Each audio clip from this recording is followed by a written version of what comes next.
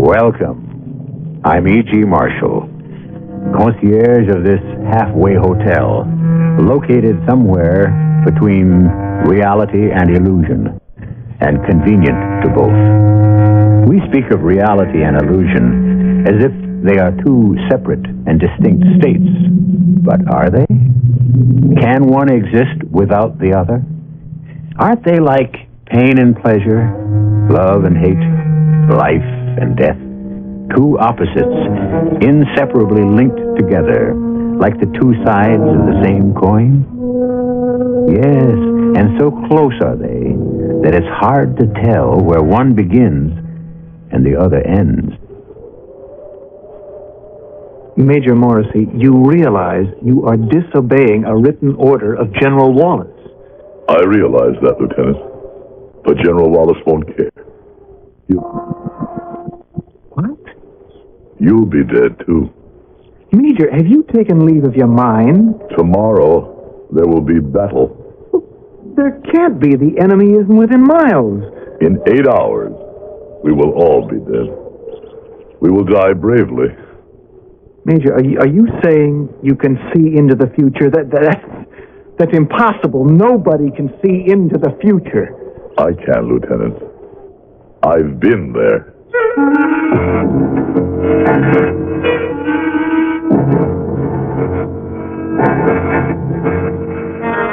Our mystery drama, The Other Self, was written especially for the Mystery Theater by Sam Dan and stars Howard Da Silva.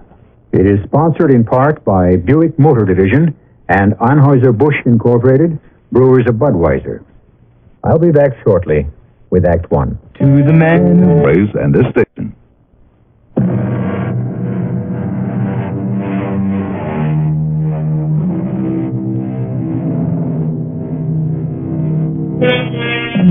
The belt is about 2 feet wide and 100 feet long. It moves slowly, and carried on it is a row of things. Well, they start off as single things, smallish, tubular, plastic things.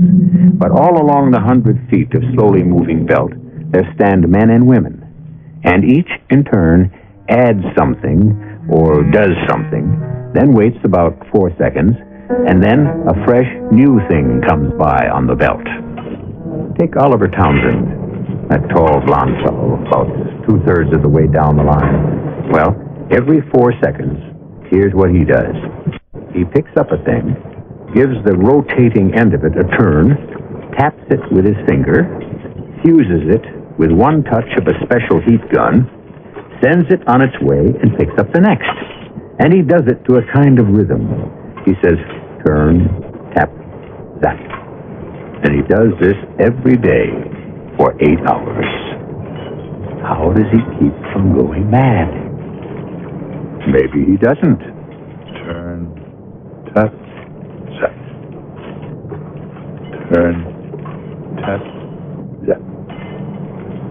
Turn, tap, zap.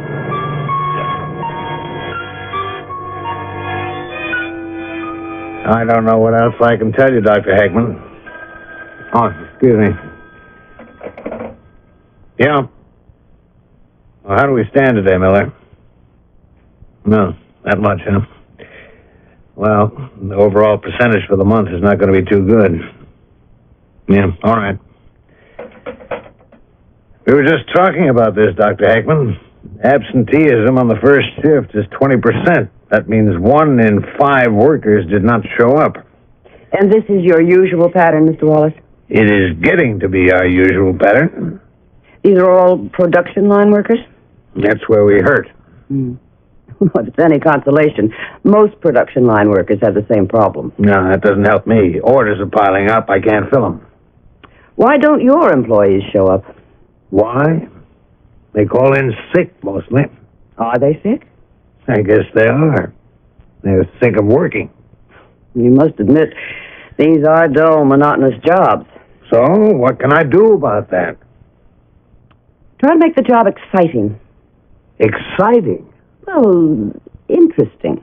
Interesting? Oh, good Lord. You could, for example, Vary the rhythm of the production line. Have the place painted in more interesting colors. Dr. The line itself, alternated with the components, could be things like pictures, little puzzles, slogans. Yeah, but my people have to watch what they're doing. They have to concentrate. Even music is out.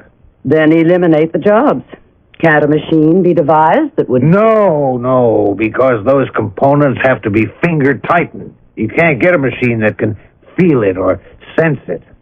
Still, there must be people who actually thrive in this kind of work situation. I never found any. Is there anybody here who loves his work? I never heard anybody say they loved the production line. Well, they don't have to say it. There can be other testimony. Well, like what? Like a good record of attendance. Let's study the characteristics of those people. Hey, wait a minute. There is one guy. The foreman was talking about him just the other day. He's been working for me 8 years. 8 years. And in all that time, he hasn't even been absent once. Well, then, a clinical study is definitely in order. His name is Oliver Townsen.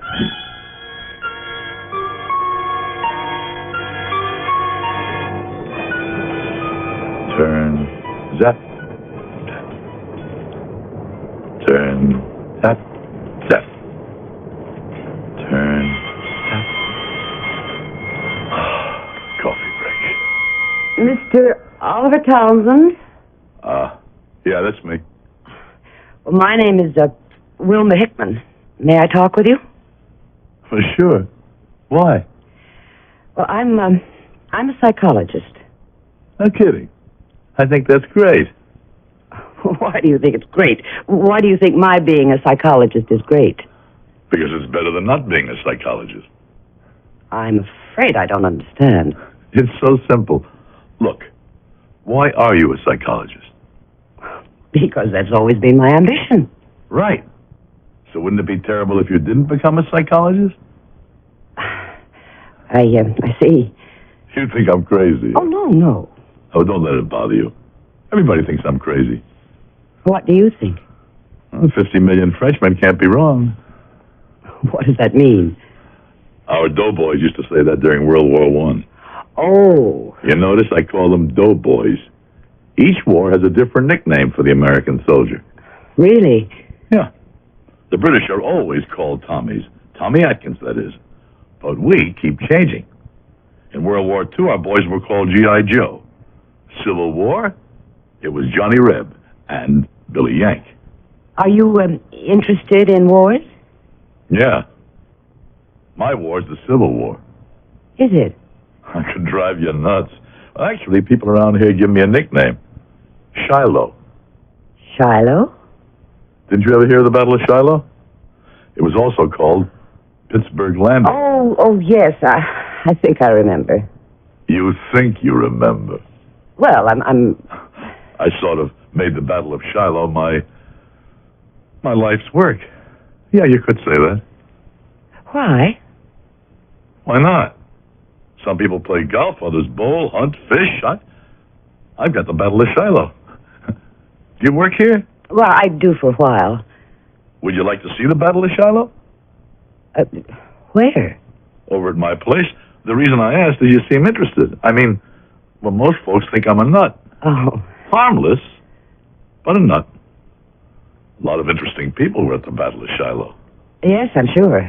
The Confederates lost the best general they had next to Robert E. Lee, General Albert Sidney Johnson. They also had Beauregard and Braxton Bragg. Is that so? You're not really interested. Oh, I am. I am. Of course, you had Grant commanding the Federals and General Lew Wallace. You heard of Lew Wallace? When he came home from the war, he wrote Ben-Hur. There was another General Wallace, too. Bill Wallace. Really? For some reason, I feel very close to him and to that whole Indiana Corps. Mr. Townsen, about your job. They turned the tide at Shiloh. Do you like the work you do? Especially an outfit that was attached to them. Morrisy's rifles. Do you prefer it to other kinds of They work? called it a brigade, but it was just an oversized company. Tell me, what aspects of the job make it desirable? Well, I've got all these soldiers, you see, made out of lead and tin. And everything's authentic. I mean, the uniforms and all. Is it a question of being happy with your work? I got everything and everybody lined up just the way they were that April morning in 1862. You have to see it. The line's starting up. I better get with this. Excuse me. Turn. Tap. Set. Did you really mean it? Turn. Tap. Set. When you asked me to see the Battle of Shiloh? Turn. Tap. Set. Sure. When? How about tonight? Fine. Turn. Tap. Set.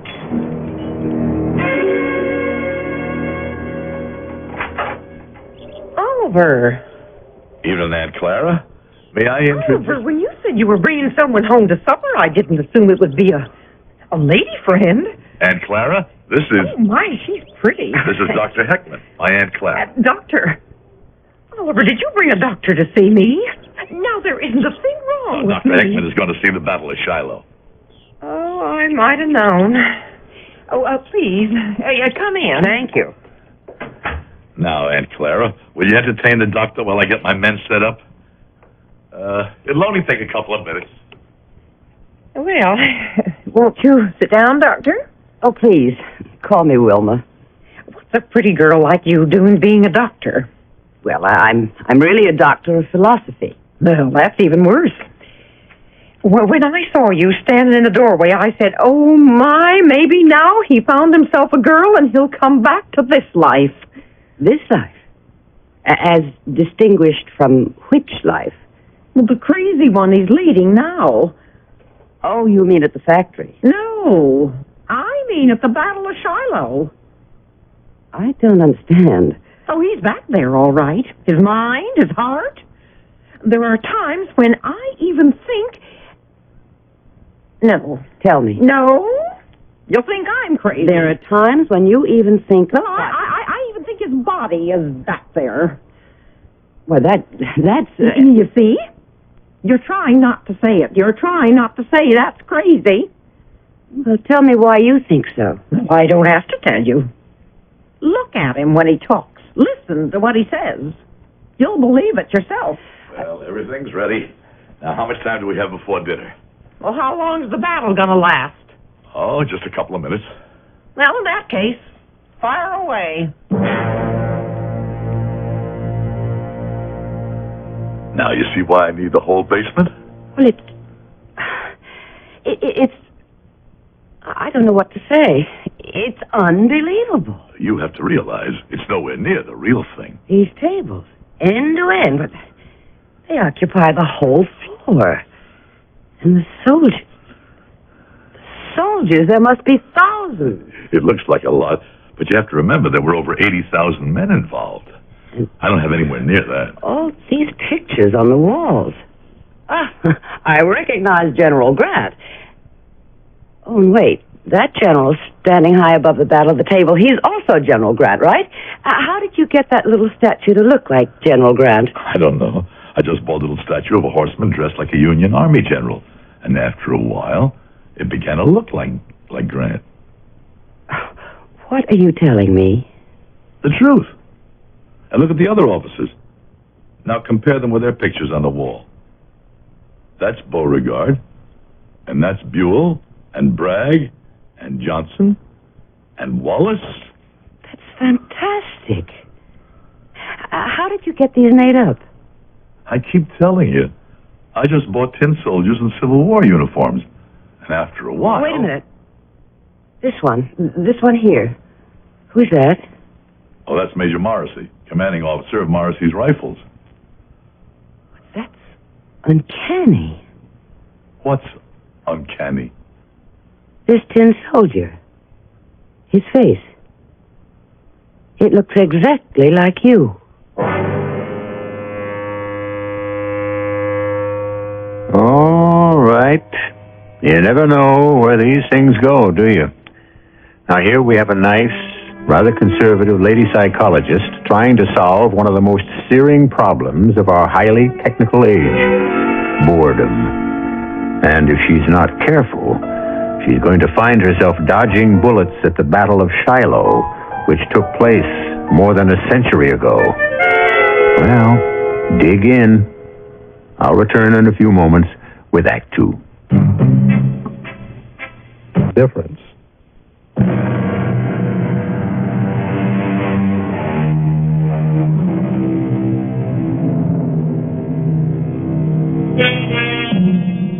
You've heard it said of certain people in certain parts of our country that they're still fighting the Civil War. Well, you'd be surprised at how many people are still fighting the Civil War, reliving it, restaging it, rethinking it. And why not? It was a war that burned deep into our national consciousness. A war we can't forget. A thoroughly, completely, uniquely American war. A complex war. A deep, brooding, and mysterious war. And like all wars, it brought out the best in us. And the worst in us. This tin soldier, the one who's supposed to be Major Morrisy, he looks exactly like you.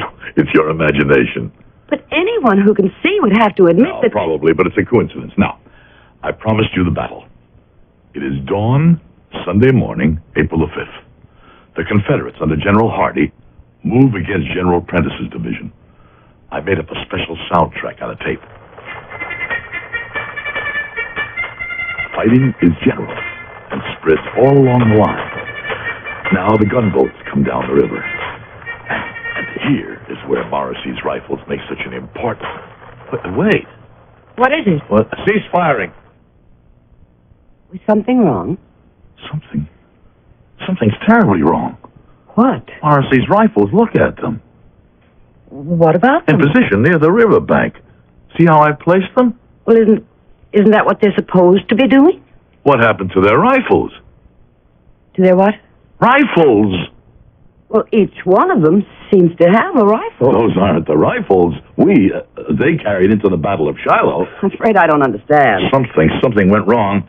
And Clara, come in here. Well, now what's all this hollering about? And Clara, who's been in this room while I've been gone? Nobody. Now, don't say that. Nobody ever comes into this room. Somebody's been in here. Now, that's impossible. I can prove it.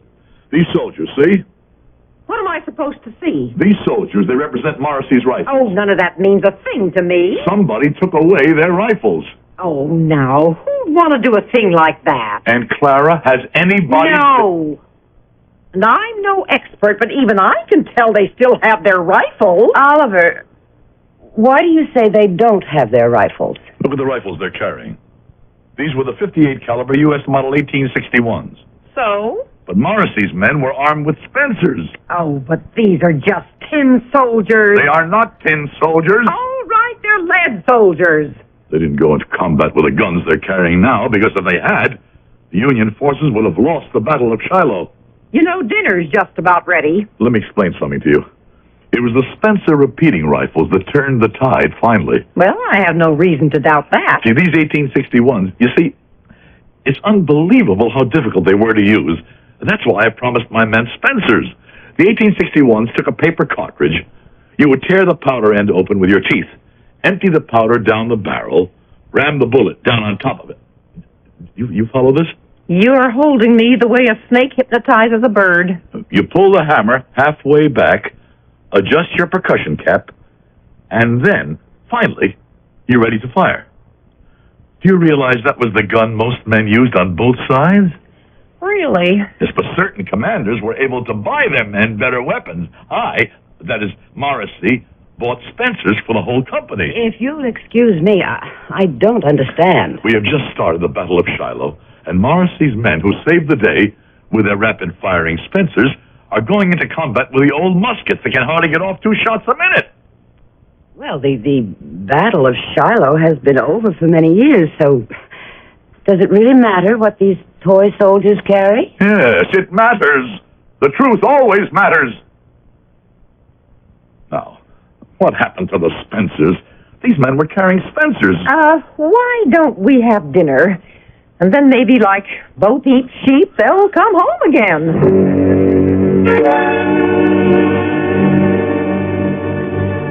She's a nice girl, Oliver. Are you sure nobody came in here? Well, the least you could have done You could have seen her home. Why would anybody want to come here and change those rifles? How could anybody do it? Well, maybe she's a little bit too intelligent for you. But you need someone with brains. I wish you'd leave me be, Aunt Clara. Then maybe you'd leave that production line job and go back to being an architect, which is what you studied for. There are enough ugly buildings in this world without my adding any. I won't say another word. Play with the soldiers, if that's all you want out of life. Good night, Aunt Clara. Yeah. Well, good night. What could have happened to those rifles? What could have happened?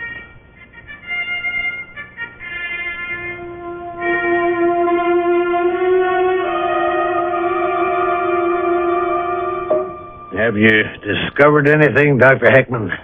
Yes, Mr. Wallace, in a general way. I've discovered... Wallace. Now, why does your name seem so familiar? I can't imagine. What have you discovered? The ideal type for this job is someone with a dissociative personality. What does that mean? Just what you think it might. You need people who live in two worlds. How can anybody live in two worlds? Your face. Where have I seen your face before? About those people who live in two worlds. Oh, well, most of us do it to a degree. Even you. Me? Don't you ever daydream? Oh, I'm far too busy. You mean you have no secret place where you can be somebody else? Well, Admit it. Do you have one? We all have our two places. The open one in the world, and the secret one that exists within ourselves. Which is more important to you, the life you lead in secret, or the one everyone knows about? Don't answer that too quickly.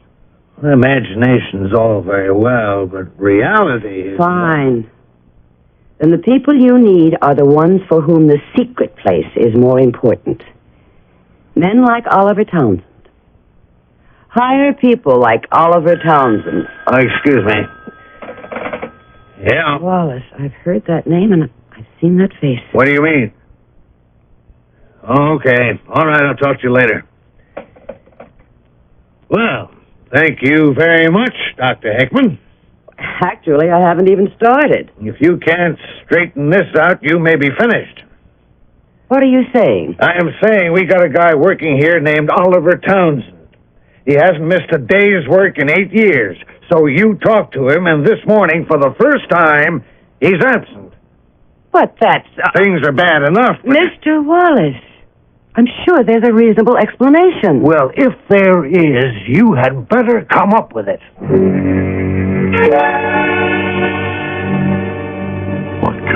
What could have happened to those rifles? What happened? Oliver? Oliver! Oh. I guess I must have dozed off. You've been down here all night? All night? Was it 7 o'clock in the morning? I must have fallen asleep.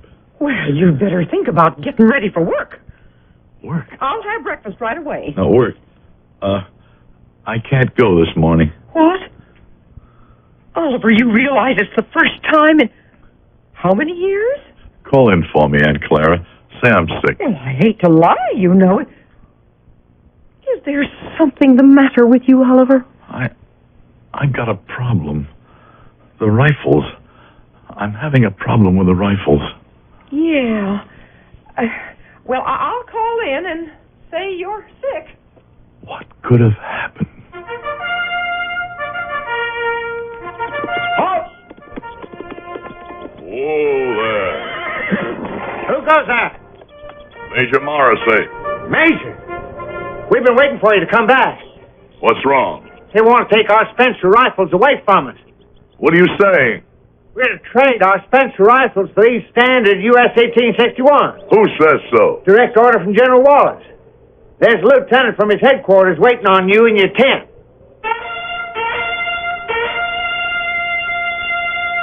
You can't have my rifles, Lieutenant. Sir, I have the order here from General Wallace. Those weapons are the personal property. No, sir. When your unit was mustered into the service, your equipment became the property of the United States Army. And headquarters feels that this particular equipment can be used more effectively elsewhere. What's today's date? It's Saturday, April the 5th. That's right. Tomorrow is Sunday, April the 6th. Yeah, I would venture to say so, sir. Now, if you would sign the receipt... No, I'm afraid I can't sign that receipt. But, Major, you must sign. Corporal. Yes, sir? Assemble a squad. Unload our expenses from this officer's wagon. Major Morrisy, that is insubordination. I have a written order. Not anymore. Corporal, in the name of General William Wallace, I order you not You to... heard what I said, Corporal. Now get moving. Yes, sir. Major, surely you don't think you can get away with this. I think I can. The general will be down here himself the first thing tomorrow morning. No, he won't. But how can you say that? Because by tomorrow morning, the Battle of Shiloh will have begun. The Battle of Shiloh? What's that? There's a little church, a little country church, a couple of miles south of here. And the folks call it Shiloh. And that'll be the center of the fighting when the rebels attack. Major, there isn't going to be a battle tomorrow. The rebels won't attack. They're waiting for us to attack. Now, sir, so far, no harm has been done, and General Wallace needs those rifles. Now, if... In exactly 8 hours from now, General Wallace isn't going to need anything. He needs to distribute those Spences among the sharpshooter platoons. It's important to him. 8 hours from now, nothing is going to be important to General Wallace. Major, what are you saying? What's your name, Lieutenant? But... Butterfield, but what are you... Butterfield. Do you have a wife, Lieutenant Butterfield? Or a girl? Major, will you listen to reason? Go back to your tent, Lieutenant. Write a letter to your wife or your girl. If there's something you felt you never really told her, tell her now.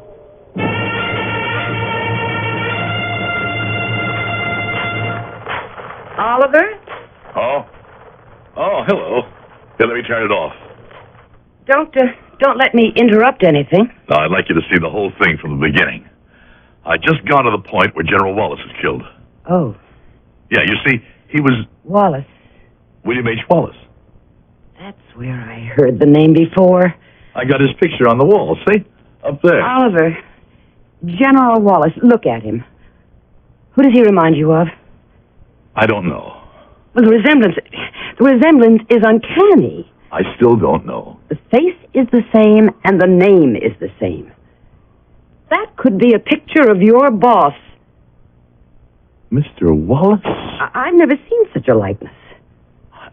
I never noticed it before. Oh, yes, you have, Oliver.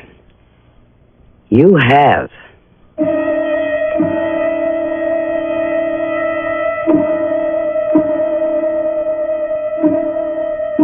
People from the past keep intertwining with people from the present.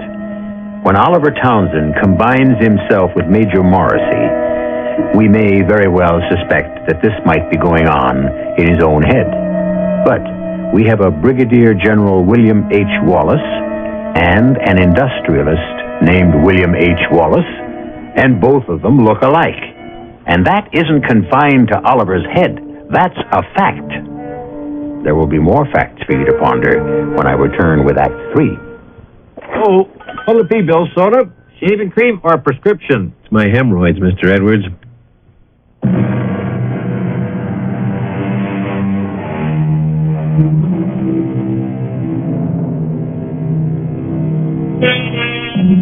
What do we know so far?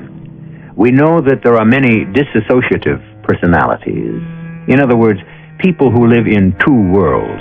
The first is a world they share, more or less, with everybody. And the second is a world that is all their very own. And things go along very well for a while, but sooner or later, the worlds start to get mixed up. Oliver, this picture of General Wallace, where did you get it?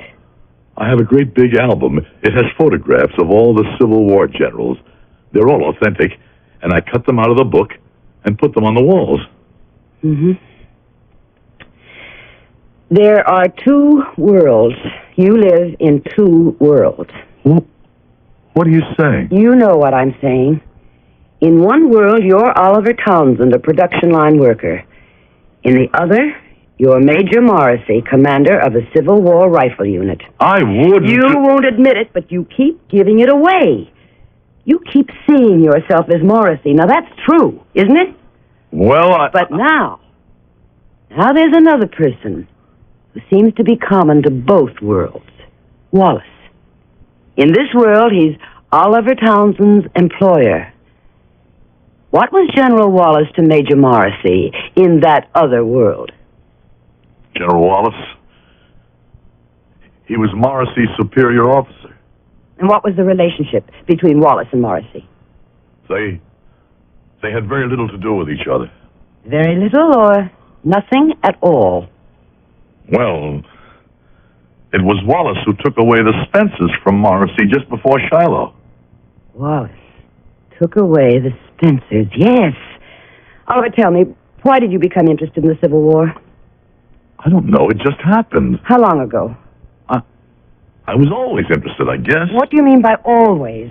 I may have been born interested. Nobody is born with an interest in anything. These things are created by... By what? By opportunity, personality, experience. No. A fellow becomes a nut on golf or stamps.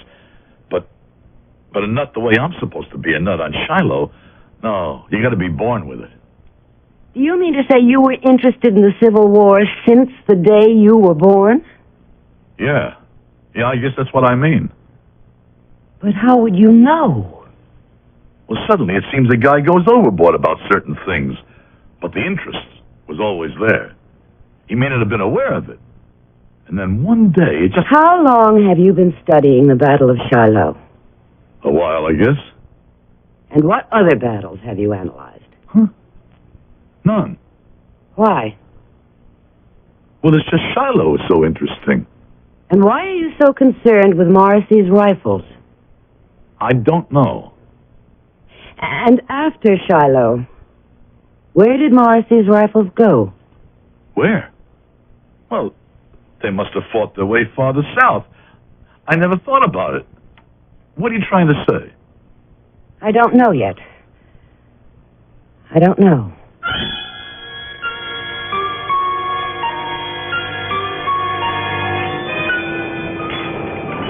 Turn, tap, tap. Turn, tap, tap. Turn, tap, tap. Have a cup of coffee? Oh, thanks. I haven't seen you around lately. Turn, tap, zap. Turn, tap, zap. 8 hours a day. That's how it goes. 8 hours a day. Why do you do it? I need it. Why do you need it? I have to make a living. I need a job. Why do you need this job?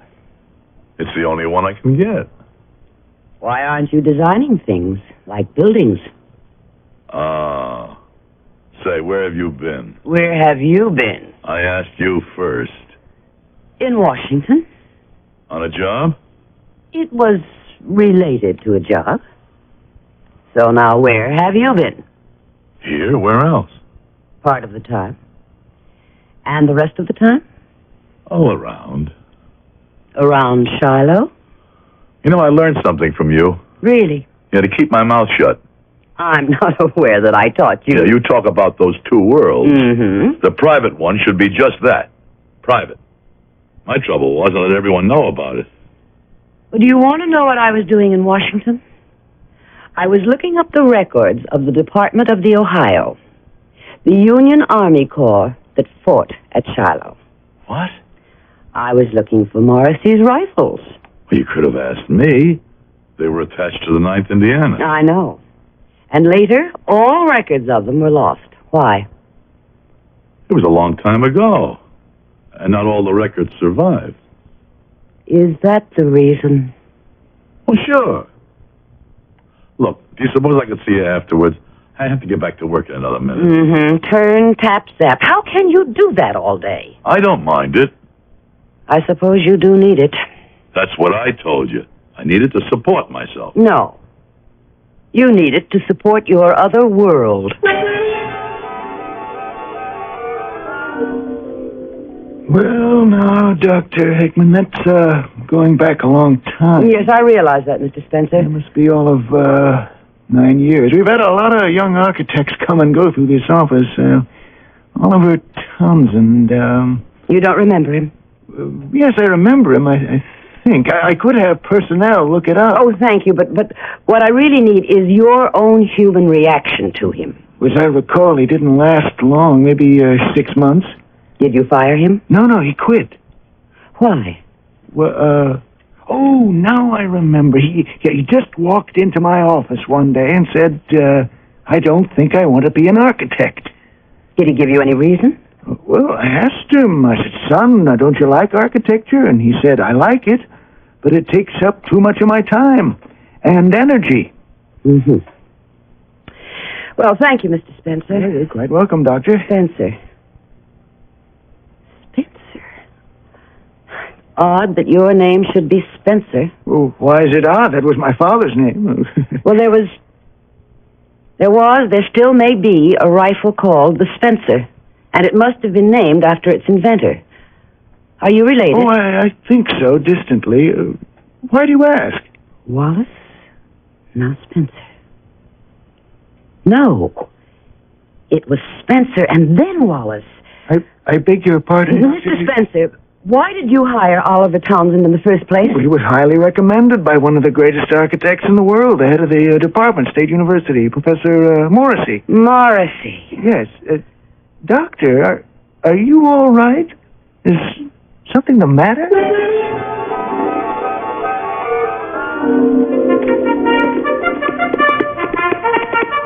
Major Morrisy!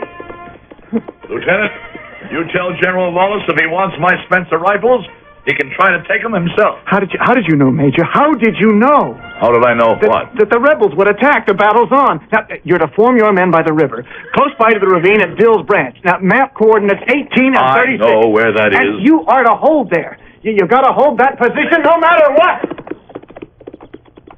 Major, last night you said they'd attack. How'd you know?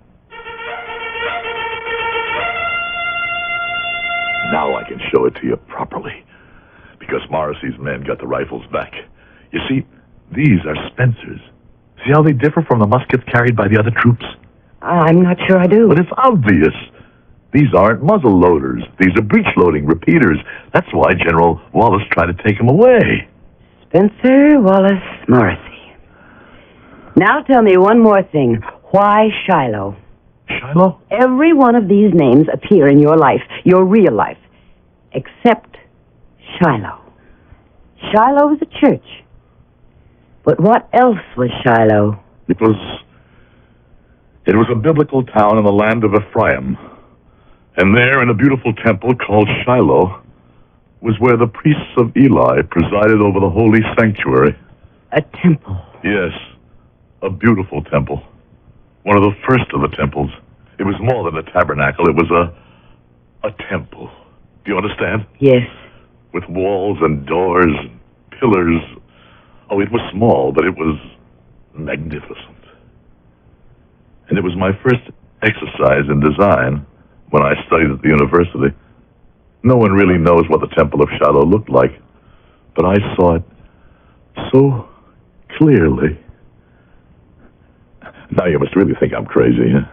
No. And that's how Professor Morrisy came to notice me. He was bowled over by the beauty of my design. And that's how I became his protege. But when I graduated and went to work, I found out something. The temple is always being destroyed. The Temple of Shiloh. I don't understand. That lovely temple, the Philistines destroyed it. And when I came out into the world, I discovered that wherever you build a temple, no matter where it is, what it is, the Philistines will always desecrate or destroy it. And that's why you're no longer an architect. I don't want to fight the Philistines any longer. Maybe you didn't fight them long enough. They always win. And is that what you're trying to do now, be killed at Shiloh? I'm not trying to be killed. Yes. As time goes on, the battle becomes more and more real. The Holy Temple, and Morrisy, the keeper and protector, and Spencer, the practical man of building, and Wallace, who takes away initiative. You all come together at Shiloh, I don't follow Oh, yes, you do. Oliver, listen to me. You can't live in two worlds of fantasy. One must be real. I have a real world. This one... No. More and more, this one becomes an illusion, and the other becomes the reality. That isn't true. Soon you'll be back there. Your life will be back there. I don't have that much of an imagination. It will be real. And the next time you go back to fight the Battle of Shiloh, you'll be dead. Major Morrisy died at Shiloh. How do you know? Because I did what you were always afraid I'd do. I looked up the records. Morrisy's rifles saved the day. But they were wiped out. After Shiloh, they no longer existed. Boys, our orders are to hold here at the river. We will obey those orders. Don't go back there, Oliver. Don't. Fire the way you were trained to fire. Steady. Calmly. Pick your targets. Keep under cover. Oliver, come back. Wilma. Come back, Oliver. Goodbye, Wilma. No, Oliver, you will be killed. I have to go. The Philistines are attacking Shiloh. You said it, Oliver. You said it yourself. The Philistines were always attacking Shiloh. Always attacking, always destroying. Hold tight, boys. Oliver, come back. Goodbye, Wilma. It's such a beautiful morning. Why do so many battles begin on a beautiful morning? Oliver, you will die. I'm willing to die for Shiloh. Don't die for Shiloh. Live for Shiloh. Live for it here and now. Don't go back 100 years. Fight for it now. Here. Wilma. Oliver, the Philistines are attacking here and now. Save Shiloh. It can't be saved. Don't quit. Fight for it here. Fight now. Wilma, my men need me. Those men need nothing. They're 100 years dead. We need you. Oliver, I need you. Come back. Come back. Come back. And build 100 Shilohs.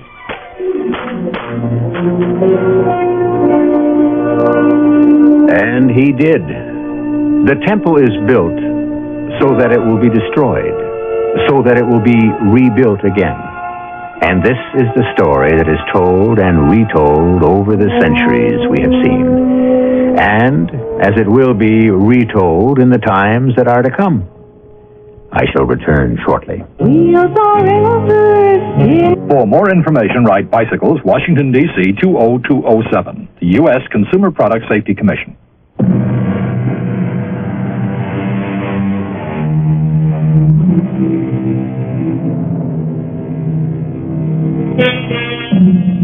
The hidden place, the secret place that exists within us all, becomes a world, a second world.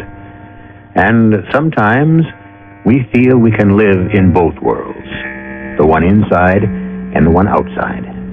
But this isn't true, because sooner or later, we must choose.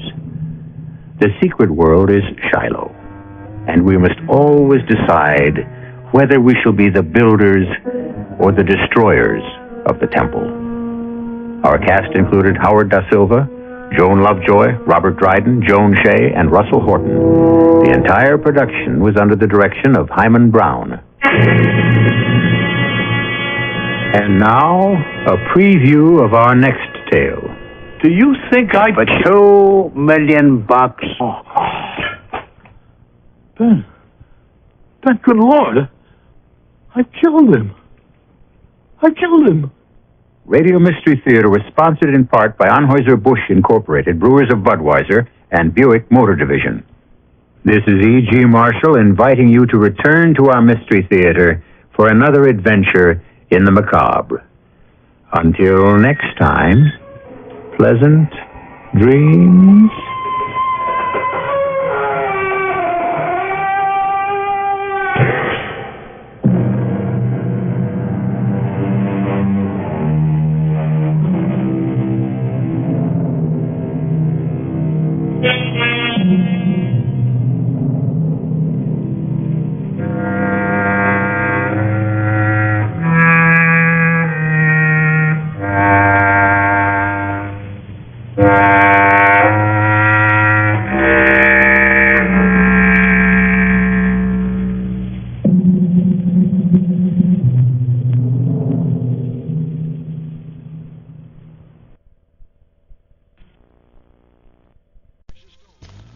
We believe at the National Bank of Commerce that you've heard enough bad news on the national economy.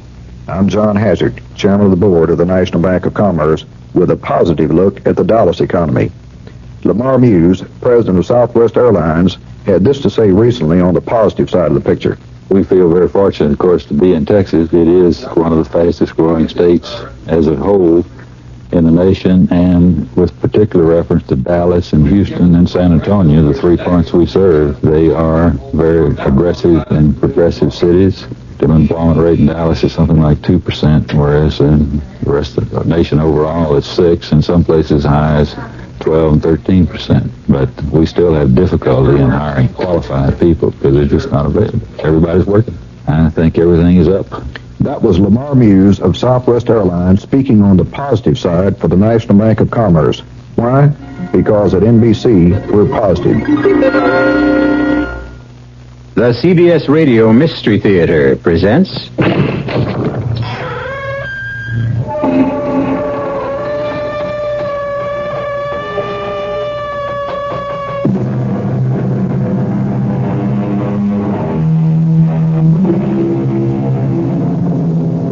Come in.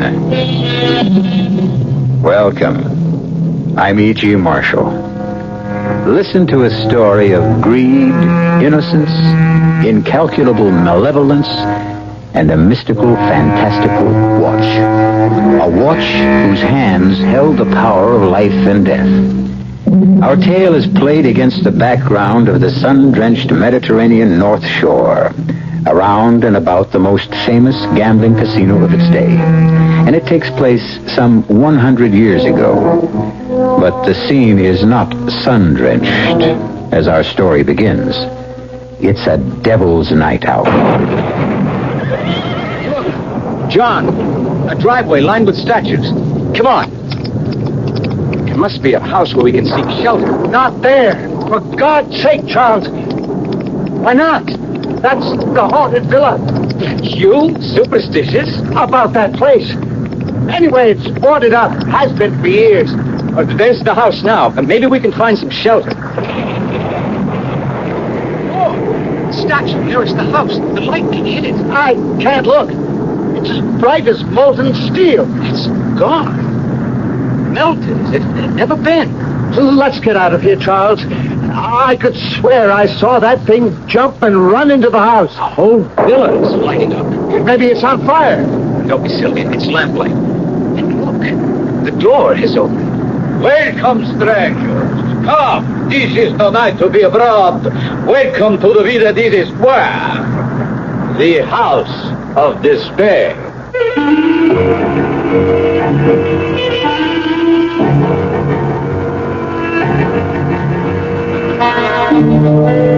Our mystery drama, The Death Watch, was written especially for the Mystery Theater by Ian Martin and stars J. Gregory. It is sponsored in part by Contac, the 12-hour cold capsule, and Anheuser-Busch Incorporated, brewers of Budweiser. I'll be back shortly with Act One. If you take a look at the 1975 cars, you'll notice a European influence, and there are some new American cars that rival the Europeans, one being Buick's new Skylark SR, with its touring car interior and spirited little V6 engine. But don't think of the Skylark SR as a European tourer. We're proud of the fact that it's a Buick. You will be, too. Buick, dedicated to the free spirit in just about everyone. How long would it take you to read a brief 3-page pamphlet on drugs? 3 minutes? 4 minutes? Well, not very long. And it would be time well spent. For your free pamphlet, write Drugs, Box 8200, Albany, New York. That's Drugs, Box 8200, Albany, New York. But don't wait. Time might be running out. This message nationwide brought to you by the New York State Drug Abuse Control Commission.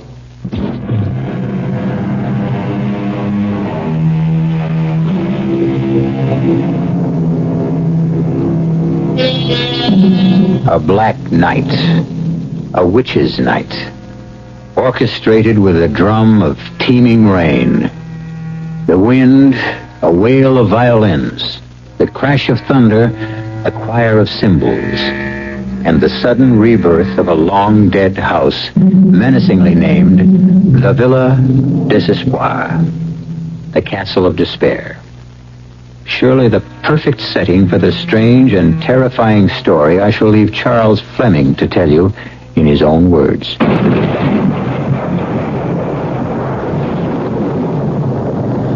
For a brief second, which seemed endless, John and I sat frozen into immobility, staring at the tall, thin figure.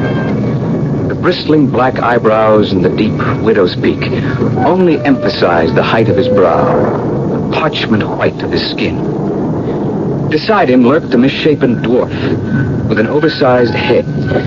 Every instinct told me to turn and run, but every external feeling cried out for shelter. Come, gentlemen. Kadrash will see to your horses. Kadrash, I will tend the fire. It is well lit by now. I've got a funny feeling about this, Charles. So have I. But we're armed, and the horses need rest more than we do. You said it was still at least an hour's ride. In this weather. But I don't like his looks.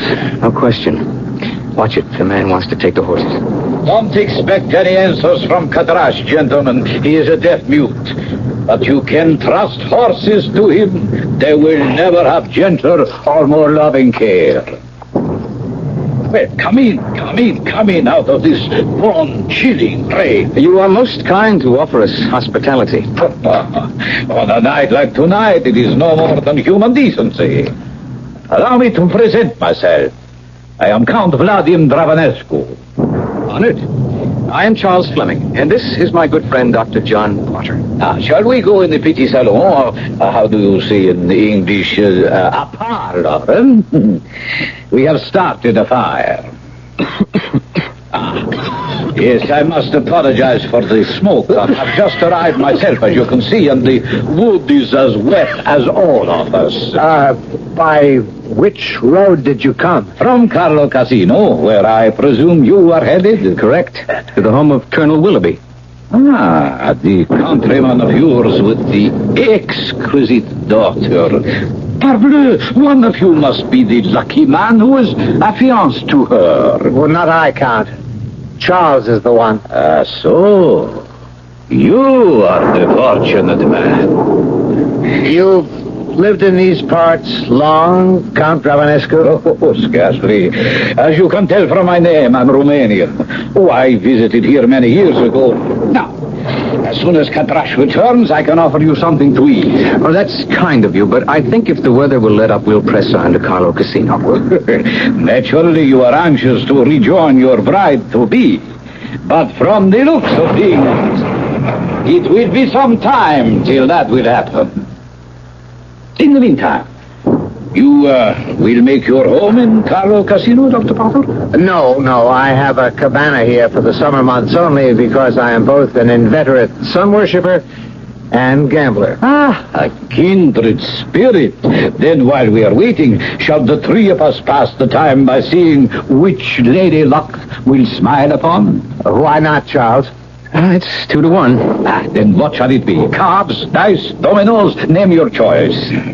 A shilling limit on bets? Fine. No side bets. The friendliest of games. Now, if you two will pull that gaming table nearer the fire, I will fetch the dice. What hour have you? I make it about 5:30. Oh, it's dark and gloomy enough to be midnight. Why do they call this place the Villa of Despair? Just one of those local shockers. They say the man who built it 200 or 300 years ago was an alchemist. The bronze statues which you saw lining the drive were all put up there during his occupancy. Those were bloody times, and people dropped out of sight very easily. A legend grew that these statues were his failures. Failures? You mean people believed he was trying to turn the human body into gold? And bronze was the closest he got? What rot. What happened to the unsuccessful alchemist? He just disappeared one day as if the earth had opened up and swallowed him. The villa was bought and sold apparently over the years, then later rented. But all the owners, or lessors, reported the groaning of a man in torment all night long. from midnight to sunrise. The nonsense that people believe. Our host is coming back. I watched the Count as we played a desultory game of dice with nobody particularly winners or losers. During our game, I had been conscious of a faint, faraway chime of the 3/4 hour, and now suddenly I was hearing it again. With a start, he removed from his vest pocket the most beautiful watch I have ever seen. The case made of chased gold set with precious gems. 6 o'clock. My little friend reminds me he must be wound. Time is of the essence, eh? Which reminds me it is for us, too. Whether or no, I have a lady I love too well to keep waiting. And the weather has slackened. You'll be with her within the hour. Ah, fortunate man. I envy you.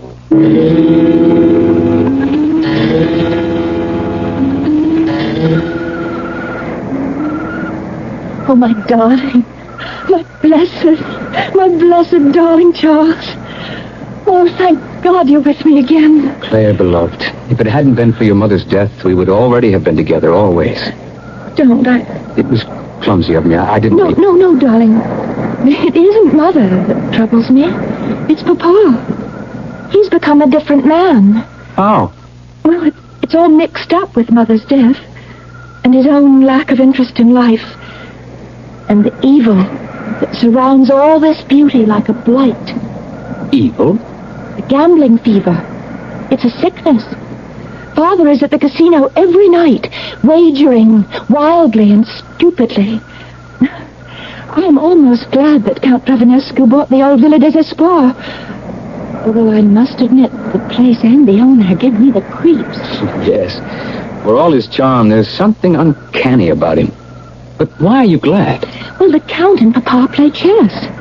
That's scarcely a gambling game. And probably now that the weather has cleared, Papa will be off right after dinner to the Count's villa. Oh, Charles, I've got so much to tell you. Oh, well, I guess for now we'd better go back and join Papa for the meal. Charles, kiss me first. Do I have to be asked? Oh, I hope never. But these days I have such a strange, chill foreboding in me. I need to be sure of your love so desperately.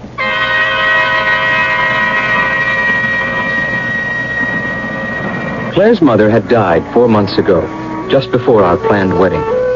Naturally, it had to be postponed. And it was not surprising that Mr. Willoughby, plagued by the rheumatism and now the loss of his wife, had fled to the Mediterranean to try to recuperate. What was shocking and ominous for Claire's and my happiness was what I watched in the following weeks. Claire's father had become a compulsive, obsessive gambler. Our invitations to Villa des Espoirs, in spite of Claire's and my feelings of revulsion for the Count, were always a welcome relief. Till this one particular evening. Claire and I had walked out to the patio, high over the blue Mediterranean, as the Count and her father started to play chess. But by the time we returned, the game had become backgammon. Double. That is 16s. You don't have to accept. Your position is virtually hopeless. Ah, life is never hopeless, old friend, as long as you have it. Accept the double. 5 and a 2. You have me blocked. Perhaps I was a fool to accept the double. What does it matter? It's only a game, as I said. My dice. On the pair of 5s I just rolled, I must double again. 32. The odds are insuperable. I would have to be superhuman to win. Wouldn't I? I doubt if even the Lord's help could bring you through. Will you concede? I suppose I haven't mentioned yet that I am a mathematician and a recognized, although amateur, manipulator of cards. I am also an expert on odds under any circumstances. And what I watched happen to my future father-in-law in that simple game of backgammon was beyond all possibility. check. Double sixes, and that clears the board for me. What bad luck. Any other throw for you except that one deuce would have given you the game. And the stakes were ridiculously high. Shall we just forget it? No. As an Englishman and a man of honor, I pay my debts. How much do you reckon it is in English pounds? At our original stake, about 150,000. Damn. I didn't follow that. I can't cover that in cash. No need. There's every need. I pay my debts. You will have it once I sell my house. But, Papa, you can't do that. We have to live. I'm ashamed. I had no care if I destroyed myself. But I had no thought of hurting you. No, there is really no need for agony. The debt could be satisfied without any harm financially whatsoever. If you are determined to pay. I am determined to pay. I don't see why. It's all so silly. I mean, it's just a game. Clara! Yes, Papa? I'm asking you to leave us alone. Yes, Papa. We'll be in the salon. Now, sir, what is your proposition? You have only one possession I covet, sir. Your daughter. I think I can make her far more happy than an untried boy with no established future. If you would give me her hand, or the opportunity to court her openly, why then, it would be I who were completely in your debt.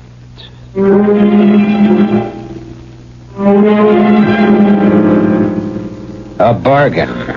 Ridiculous today, that could never be struck, let alone even suggested. But 100 years ago, not only possible and frequent, but one to which all parties, by the role of society, were honor-bound to accept. I'll return shortly with Act Two.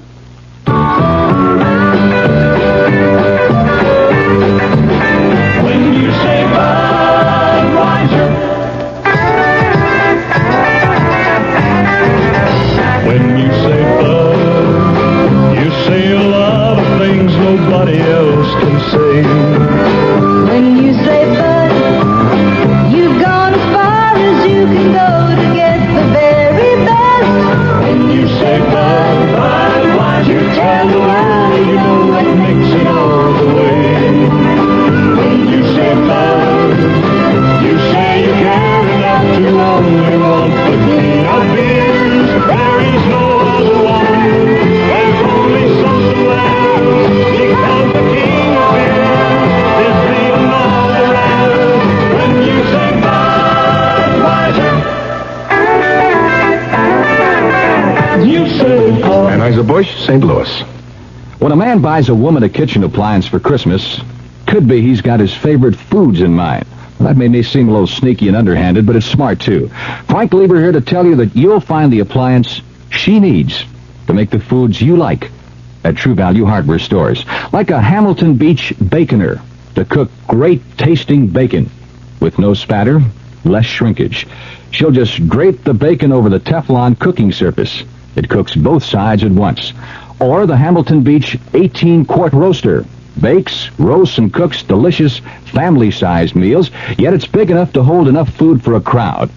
True Value Hardware stores have another Hamilton Beach appliance, too. The Switchblade knife makes fast work out of slicing meat, bread, and more.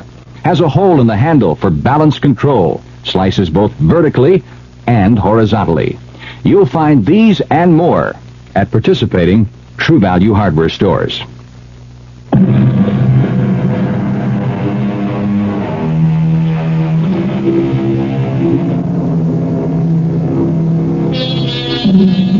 Of course, it's incredible to us today that less than a century ago, parents owned their children almost as slaves. And the children accepted that fact, especially if they happened to be girls.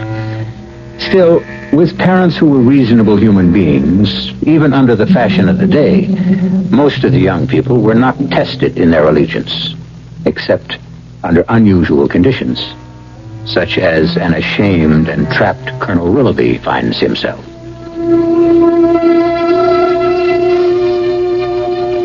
For obvious reasons, I was not present when the Colonel told Claire of his bargain with the Count. Had I been, none of the rest of this story might have happened. I won't, Papa. I won't. You can't make me. You don't have to pay this debt. The Count himself told you. It's a matter of honor. Well, I don't think it's that at all. Charles thinks that the Count cheated you. You can't cheat at backgammon, my dear. Yes, you can if... well, what did Charles call it? If you switch the dice. Now, even if he could have changed his, as far ahead as I was, it was impossible for him to win without any bad luck with my dice. But Charles says that he could have palmed your dice. Charles says. What does he know about it? Well, he just graduated the head of his College of Mathematics. To be a teacher. A poor enough living at best. But enough. I must pay him the money. Well, sell the house. But don't sell me, Papa. I have to think of your future. The Count is well born, rich. He is a much-traveled, brilliant man who can introduce you to a life of ease and comfort. I don't want a life of ease and comfort. I want a life of love and happiness. Oh, no, Papa. No, there's no way that you can make me. Hush, Claire, beloved. I intend to honor my debt. I can do no less. That means I can leave you no dowry. I think we owe it to Charles to let him know that. Papa, Charles and I don't need anything from you. We can take care of ourselves. Charles has a teaching job waiting, and we don't need much as long as we have each other. It's midday. I think I'd take a rest in the study before lunch. Go join your intended, darling. I've interfered enough with your holiday.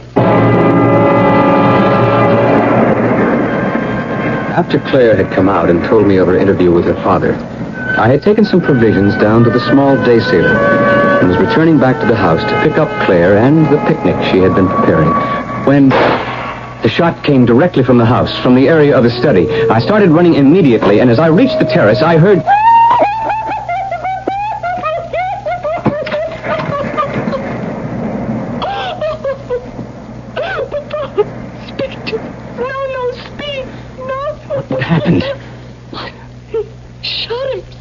Let me see, Claire. No, I'm afraid. Is he? No. His pulse is still quite strong. And he's breathing. Yes. Don't let him move till I get a doctor. No. Thank God John isn't far off. Here, use my handkerchief and my scarf to stem the blood. Yes. Use pressure. I will. Try to keep him from bleeding any more than you can. Just hurry. Hurry.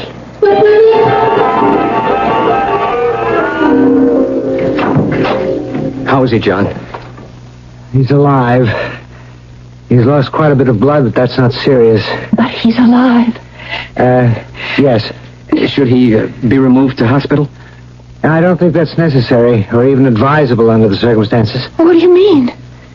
The bullet entered the throat, passed through the mouth, and came out near the temple. Don't try to hide anything, John. We've got to know sooner or later. In my opinion, your father will recover, but there's been brain damage. Not unlike an apoplectic stroke. I'd be less than honest if I didn't tell you there'll be a high degree of paralysis in the left side at the least. Your father will be fortunate if he can ever walk again. Is that all? Don't hold back. At the best, you'll need someone to nurse and care for him the balance of his life. I'm sorry, but it's safer to face the truth.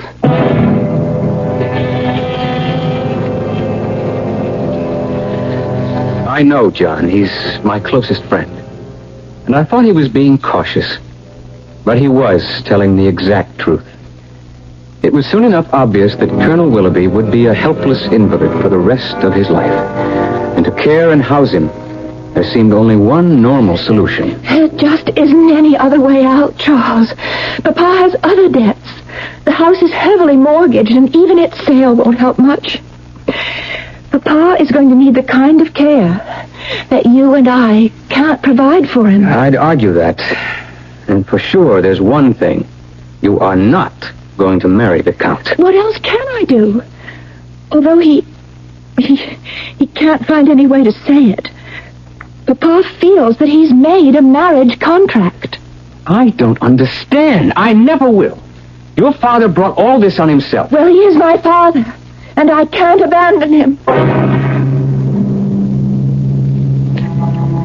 I'm writing this, my darling, because I am not brave enough to tell you in person. I have signed a marriage contract with the Count that will provide for my father's care for the rest of his life.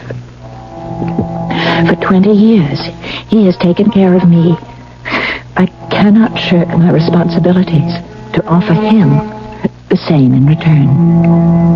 I am sending this to you by John's hand. Please, for both our sakes, let it be goodbye, for there is nothing left for us but tears. But oh, I love you so, and always will.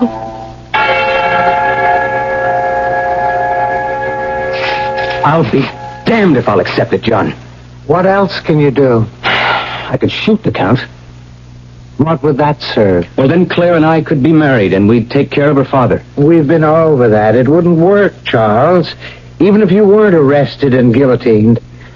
Well, there must be some way out. I could go to the Count and beg him. For what? To give up marrying a woman he desires and also settle 30 or 40,000 pounds for the care and maintenance of her half-alive father? Well, at this point, anything's worth a chance. I'm afraid this is an impossible gamble. Far better that... Gamble? Gamble, of course. That's the answer. Have you a pack of cards? Yes. They're in the drawer beside you. I'll take a new deck. Open it.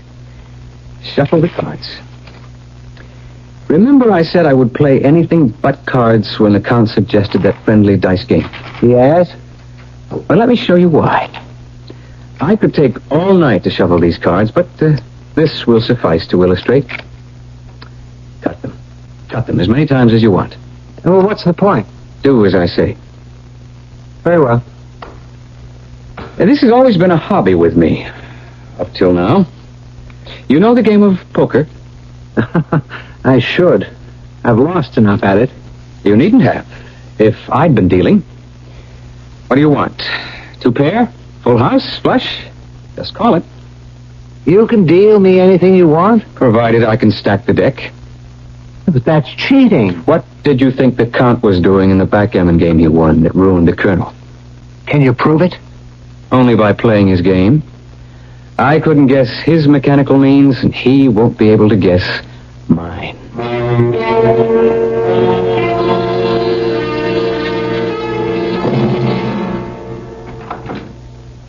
Bad luck that your horse should throw a shoe, but Kadrash will treat his horse and have him reshod as good as new. In the meantime, what can I offer you, gentlemen? Sherry, brandy? I'm not much for drinking by daylight. How about a game of chance to while the time away? Perhaps, if these stakes are interesting enough. I think I can make them as interesting as you want. As for example? If I win, you tear up Colonel Willoughby's IOU and the contract of marriage to Claire. And if you lose? I give you my life. Charles, wait. Quiet, John. What on earth would I do with your life, Mr. Fleming? As long as I live, you have no hope of winning Claire's love. With me out of the way is your only chance. Ah, now you tempt me. What is the game? I suggest bluff, or poker, if you prefer to call it that. With a third hand? No, John can be the arbiter, or my second, if you wish. You have Kadrash for yours. It begins to sound more and more like a duel. If you would prefer that. Oh, no, by all means. I wish you no harm. And perhaps you should have your chance. But suppose I refuse? Then I will kill you first, before myself. Dear me, such a fire-breather, pistol in hand. I tell you what, I accept all your conditions, but add one of my own. To the winner goes this watch. The same time we met before, it sounded its delicate chimes. Win all, lose all. Your beloved, your father-in-law's medical care, this watch, as against your life. Oh, the more fool I, but I never can resist the wager. Poker is a game of nerves and minor bluffs, of risks against odds, of learning to sit back and wait, of finding the big hand and losing or winning. If there is no cheating, I played from the beginning for the big kill. My life against all the cash the Count had, plus his papers, plus his exquisite watch with its lovely musical chime. Then, at last, the big hand. The Count sitting pat with the unbeatable flush in spades. I had dealt him. Cards? I play these. The dealer takes two. You bet. 10,000 pounds. Meet you, and raise the same. Back and forth we raised. It no longer matters the sum we arrived at. The Count broke first and called me. Diamond flush, royal. By the devil. You had the nerve to draw two cards to that against my straight flush, 9 to king? I was gambling for my life. So you win, then. You have your girl, your freedom to marry, and the watch. I don't want to accept it. I know, you must. That is the game as it is played. But I must wind it. How stupid of me. It is no longer my duty. You wind it, sir. Is that necessary at the moment? Since you own it, decide for yourself. Open the back. I opened it. Like all those old hunter watches, after you bent back the rear flange, the works were still covered by a second gold door. On this one were engraved the words, "Wind me at 6, or before the sun sets, or by 12 that same day, your own sun sets." Which of us is loser or winner, Mr. Fleming, eh? You have your girl. But have a care for your life.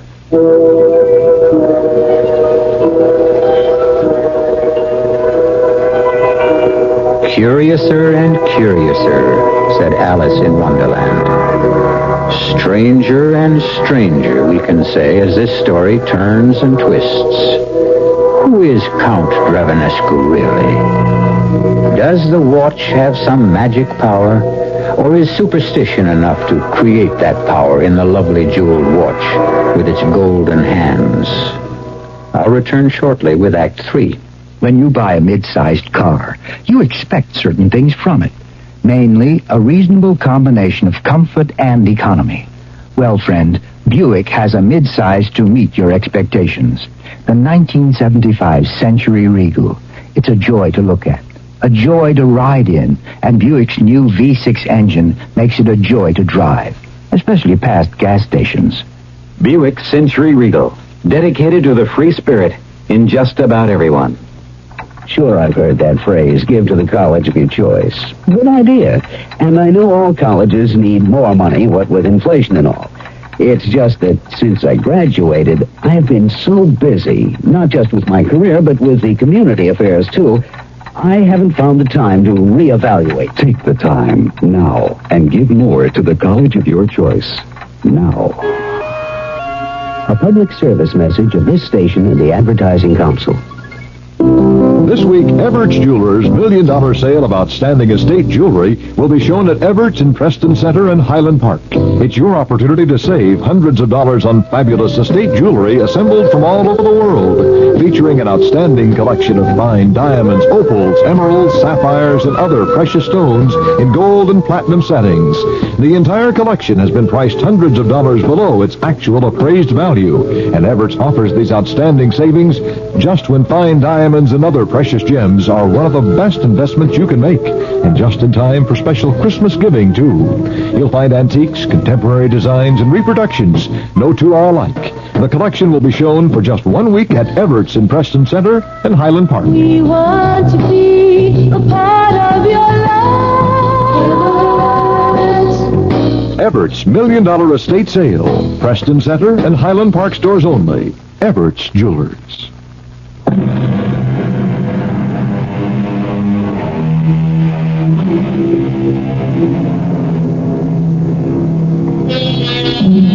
Every watch that runs, every clock that ticks, tells away the hours of a man's life. But none so specifically as this curious chronometer claims to, if it is really dangerous. Certainly, as Charles reports back joyfully to Claire, nothing is further from his mind than the watch, or that it might have any significance in his future. I feel as if someone reprieved me from the Bastille. Just before my personal tumbril was about to roll. You're sure you don't harbor any secret desire for Count Dravanescu? Oh, what would make you say that? Slightly guilty conscience. You? I had to run my own bluff to get him into the card game. But you offered your life for me. My life would have meant nothing to him. Except? Well, I had to say that as long as I was alive, he could never hope for your love or regard. Which was only the truth. I hope. Oh, I want you to believe. I believe. But? Well, there's something about this man. You have to sense that somehow he has enormous powers, enormous resources. But he can't touch us now, Charles. I cheated the Count, you know. He cheated my father, you said. Yes, but two wrongs don't make a right. I'm sentimentalist enough to wish I could have won you in fair battle. Oh, you didn't have to win me, Charles. I was, am, and always will be yours. Nothing can interfere with that. Charles, just to make sure, will you do something for me? Anything. Well, you've already proved that. But just once more, will you drive me out to the villa? I want to talk to the Count myself. There's no need for that. You're not afraid I'll change my mind? Of course not, but I only sense that any contact with Count Vladimir Dravanescu is fraught with a kind of inexpressible danger. Feeling like a superstitious fool, I agreed to drive her out the following afternoon.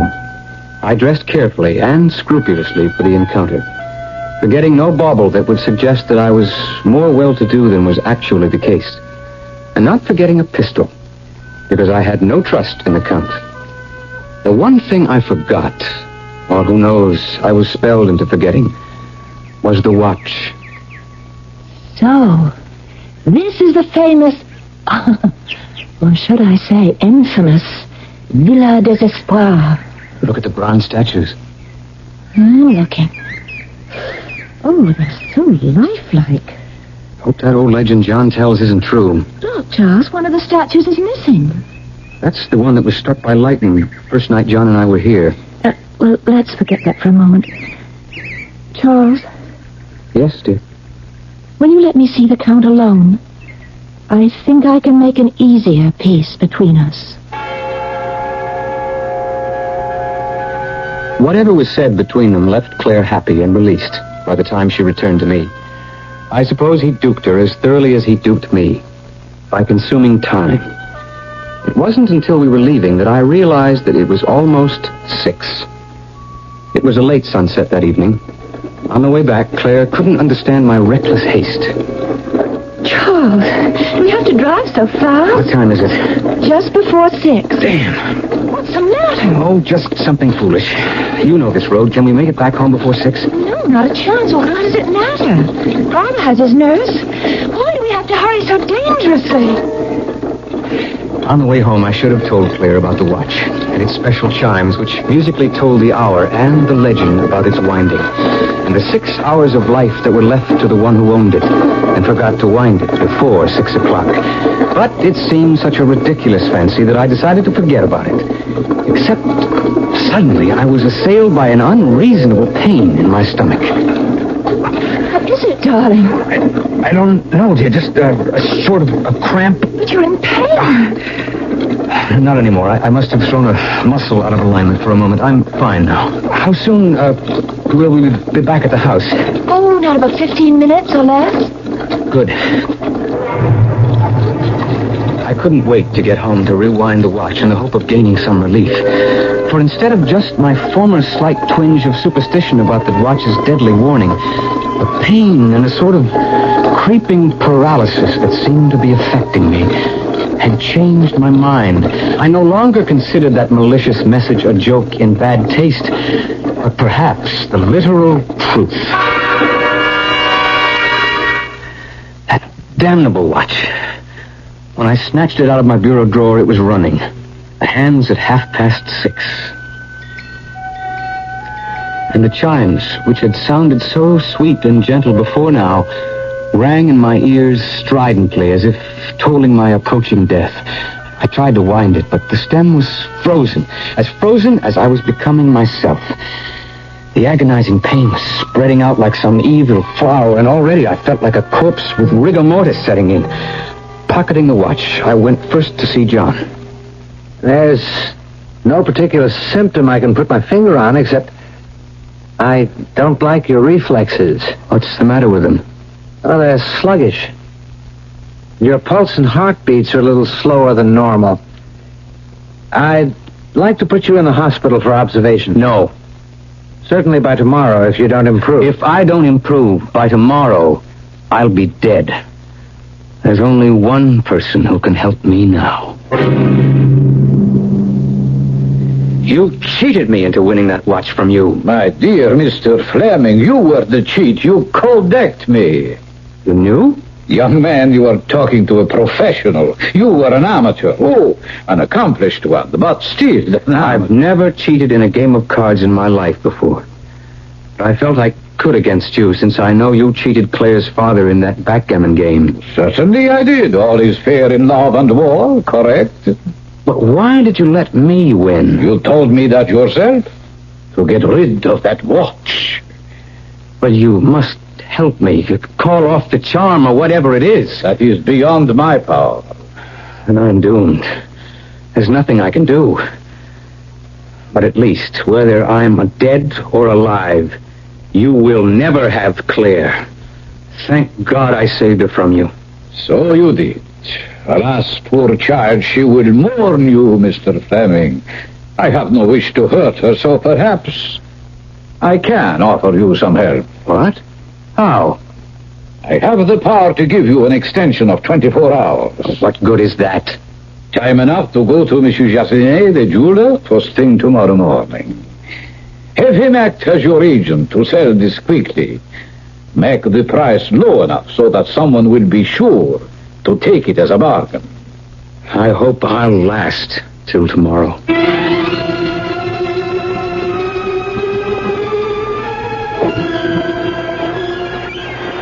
It's almost 7 o'clock. I came to tell you dinner was almost ready. If you feel up to it. Oh, of course I do. But first, Charles, now that Father is...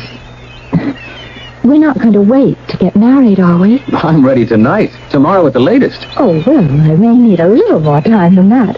But I'm glad. Because now I can give you your wedding present. Oh, I'm so pleased. I just found it today at Monsieur Jardinet's, and it's such a bargain. Oh, I hope you don't have one like it. What is it? It's a watch. Look, how lovely. And listen to that lovely chime. Just like Big Ben. And then, after, it'll strike the hour, and What is it? What's... Oh, just a pain. It'll go. Claire, did you wind the watch at 6 o'clock? No. Monsieur Jardinet said it was wound tightly, and it would run until tomorrow. Oh, John, what are you doing? Put me down. Where are we going? Villa Desespoir and the Count. Pray God he has a little kindness left in him.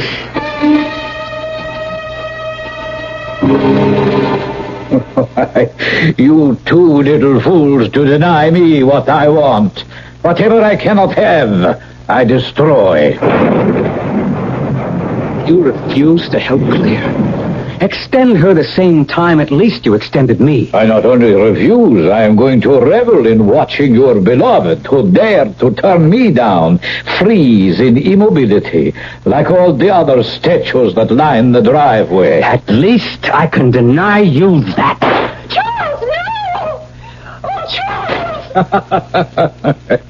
No bullet can touch me, Mr. Fleming. No human agency. Then kill me with her. I will not live without Claire. I will be glad to oblige you after you have watched your beloved die in agony. You devil! The Antichrist. That's who he is. But God is on our side. You said no human agency could touch you. But they say God listens to a virgin's prayer. I call on him to strike you dead. A bolt burst through the window, its jagged blade entering the Count's head, down through his feet, and into the floor. He was one molten blaze of heat from which we had to turn away. And by the time we turned back, he was gone. And with him, the watch and all Claire's pain.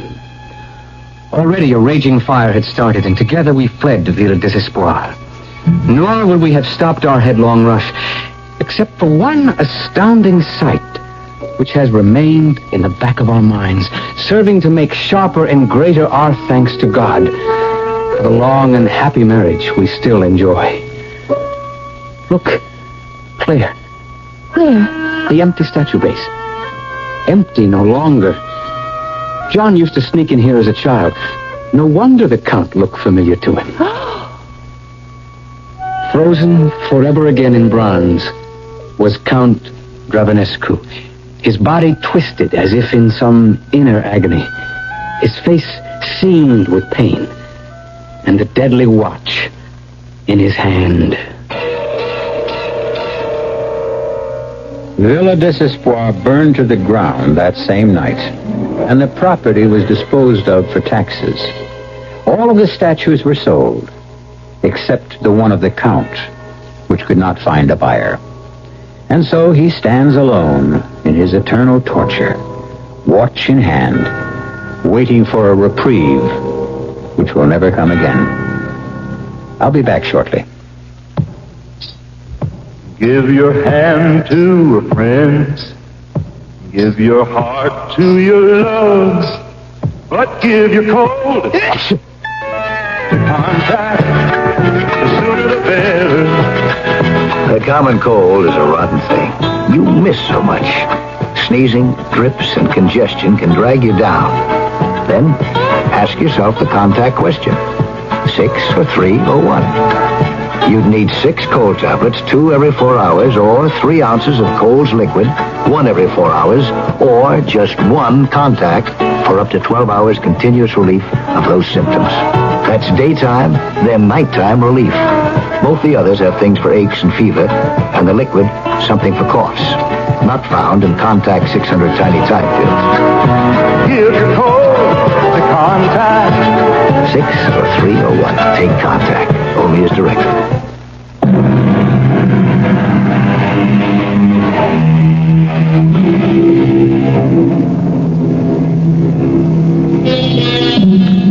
The only pity of today's tale, I suppose, is that the Count Vladim Dravanescu, as he called himself, could only have been a minor demon. What a pity it wasn't the head man himself. But, as all of us can plainly see every day, the devil's work is never done. I'm sure we'll be meeting him in one form or another in other tales, but then perhaps we shouldn't object too much. He does put a lot of excitement into our tales. Our cast included Jay Gregory, Marion Seldes, Robert Dryden, and Ian Martin. The entire production was under the direction of Hyman Brown. And now, a preview of our next tale. Why must he die? He will not die. He becomes part of the body and the spirit, the flesh and the blood of Tezcatlipoca. No! Are you a royal princess or a slave girl? Don't go, Gold Eagle. Refuse. Refuse? Refuse? Yes, you may refuse, Gold Eagle, and spend the rest of your life as a slave. But it will be life. And you will spend every lifetime till eternity as a fugitive from the wrath of Tezcatlipoca. Gold Eagle. His heart will be of no use to Tezcatlipoca if he is not freely given. The sun is about to reach its highest point. You must decide, Gold Eagle. At this moment, we must know your decision. Radio Mystery Theater was sponsored in part by Buick Motor Division. This is E.G. Marshall inviting you to return to our Mystery Theater for another adventure in the macabre. Until next time, pleasant dreams.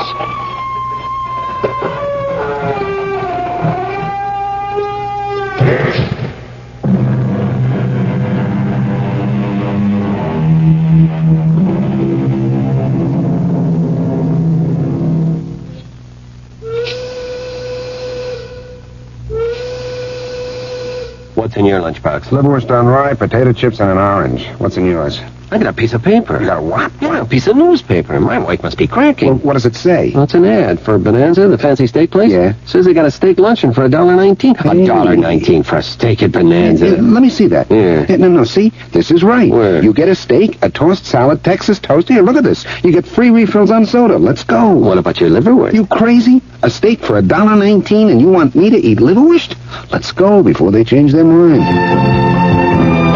The Bonanza steak lunch for $1.19 is real. You get a delicious Bonanza steak, a crisp tossed salad, and our Texas toast for about the same price you pay to bring lunch in a brown bag. $1.19. You can't beat Bonanza.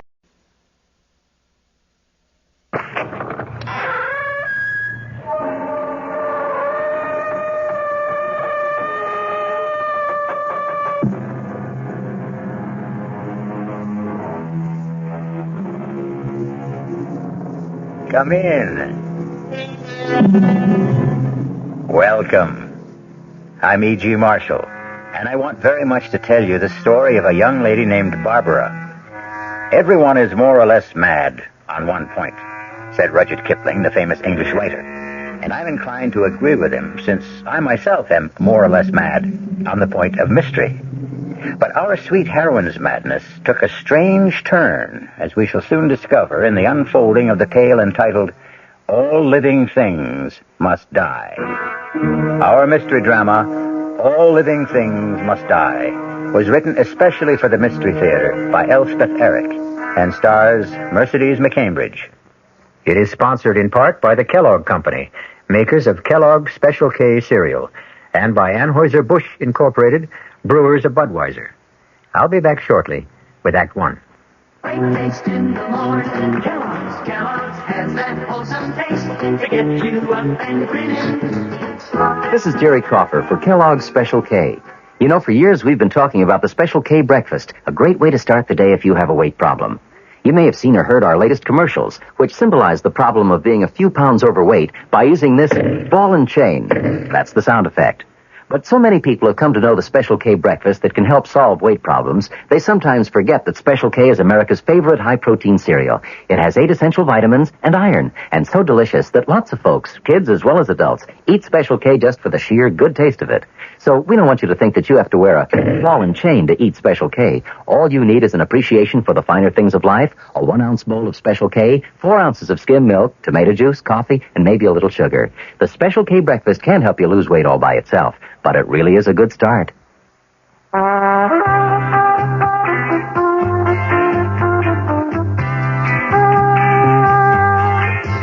No matter what you're saving for, that's what Suburban Savings for Suburban. Suburban Savings offers you an easy way to borrow without touching a penny in your regular savings passbook account. Just let Suburban loan you the money. It's called Suburban Savings Passbook Loan. You can borrow up to 90% of the total amount you have on deposit at reasonable rates, and you can pay off your loan at your convenience.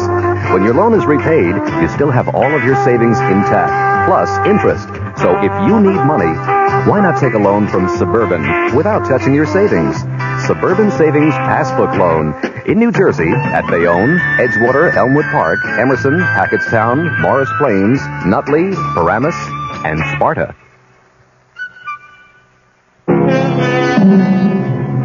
Now begins our story of the lightly demented Barbara. A lovely lady of 31 or 2, even 4 or 5. But as we now discover her in the living room of her suburban home, she could be younger than springtime. She could be spring itself. I love you. I love you all. You are my darlings, my pets, my very own treasures. Oh, how beautiful you are, and how much I love you. What? Well, that can't be Frank. He never forgets his key. Oh, it's... Johnson, ma'am. Detective Sergeant Johnson from the other day. Oh, yes. Come in. I didn't realize you'd be back. Well, I was just checking up. Had any more of those obscene phone calls? No, not one. And it's such a relief you can't imagine. Mm-hmm. You had your number changed? Yes. And that seems to have done the trick, all right. Well, good. Now, a lady like you shouldn't be bothered by things like that. Well, there's one other thing I hate to mention. No, go ahead. Mention anything you want to. We're here to serve. Well, it could be my imagination, but every once in a while, I see a man sort of hanging around across the street, not doing anything in particular, but just hanging around. Mm-hmm. Any special time of day? Yes, usually about this time. I see him through this window when I'm putting my plants to bed.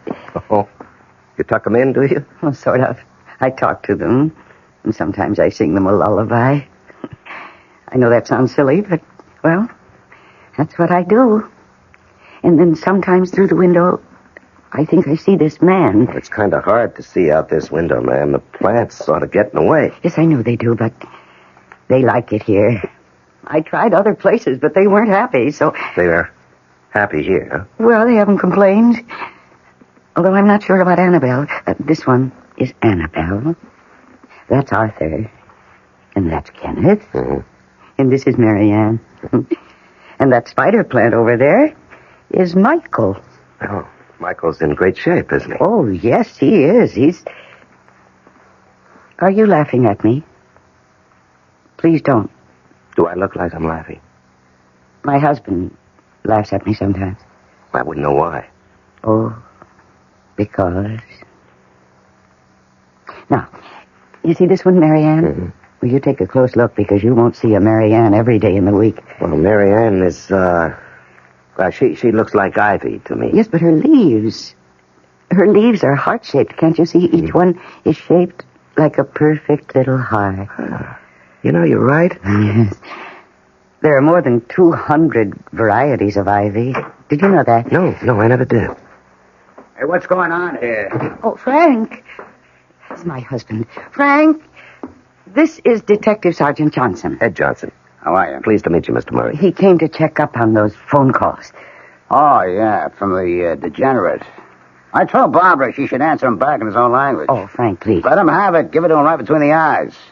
The ears, I should say, in this instance. Well, I'll be getting along. Well, I'll show you to the door. Say, listen, why can't you catch those freaks? Thank you for coming around, Mr. Johnson. Yeah, sure. I'll stop by again if it's all right with you. Oh, anytime, practically. I'm almost always here. And take good care of Annabelle. Oh, I will. And don't let Michael grow too fast. I'll do my best. Good night, Mrs. Murray. Good night, Sergeant Johnson. And thank you. Now, don't you mention it. What was all that about? Well, I told you. The phone call. I mean, all that whispering, all that buzz at the door just now. Oh, we weren't whispering. What were you talking about? That I wasn't supposed to hear? Nothing. He just said, I don't know, something about the plants, that's all. What does he know about plants? Well, nothing much. When he was here the first time, and just now before you came in, I told him about them. He knows that I talked to them and that they have names. He was just being friendly, Frank. That's being friendly? Dropping in all the time when I'm not here? Only twice. This was only the second time. Oh, he's a kook like you. Freaked out over a bunch of plants. He was only expressing an interest. What's interesting about a bunch of plants with no flowers? Look at them. They take up the whole window. You got them strung all over the place, up to the ceiling, hanging down. They're vines, Frank. There's silver lace and philodendron and ivy. Now, whatever they are, they're dumb. Plain dumb. I wouldn't object to a nice pot of tulips, something like that, sitting on a table. Like a nice spot of color or a hyacinth. They smell good. But these things... Don't hurt them. Don't. I got no use for them at all. Get rid of them, why don't you? No, never. You can't make me. Oh, boy, you sure cry easy. What did I say was so terrible? You said get rid of them. Well, all right. Forget I mentioned it. What's for dinner? It's Swiss steak. Again? Well, it's been a whole week. Well, get it on the table, because I got to get out of here early. You mean you're going out? I got a date to go bowling. Tonight? Well, certainly tonight. What do you think, next year? But you were out last night, and the night before. And I may go out tomorrow night, and the night after that, so what? Frank, I get so lonely. Well, read a book, watch TV, listen to the radio. But almost every night and all day. Well, all right, talk to your plants. That's what you got them for, is it? Have a nice little conversation with Michael and Mary Louise and Archibald, whatever you call them. Never mind. Just never mind. Well, look, I'm going to take a quick shower and then we'll eat. 10 minutes on the outside, okay? Okay. Oh, Arthur. Annabelle. Tell me that you love me. Marianne, do you love me? Michael. Dennis. Oh, somebody love me. Please. Somebody love me or I'll die.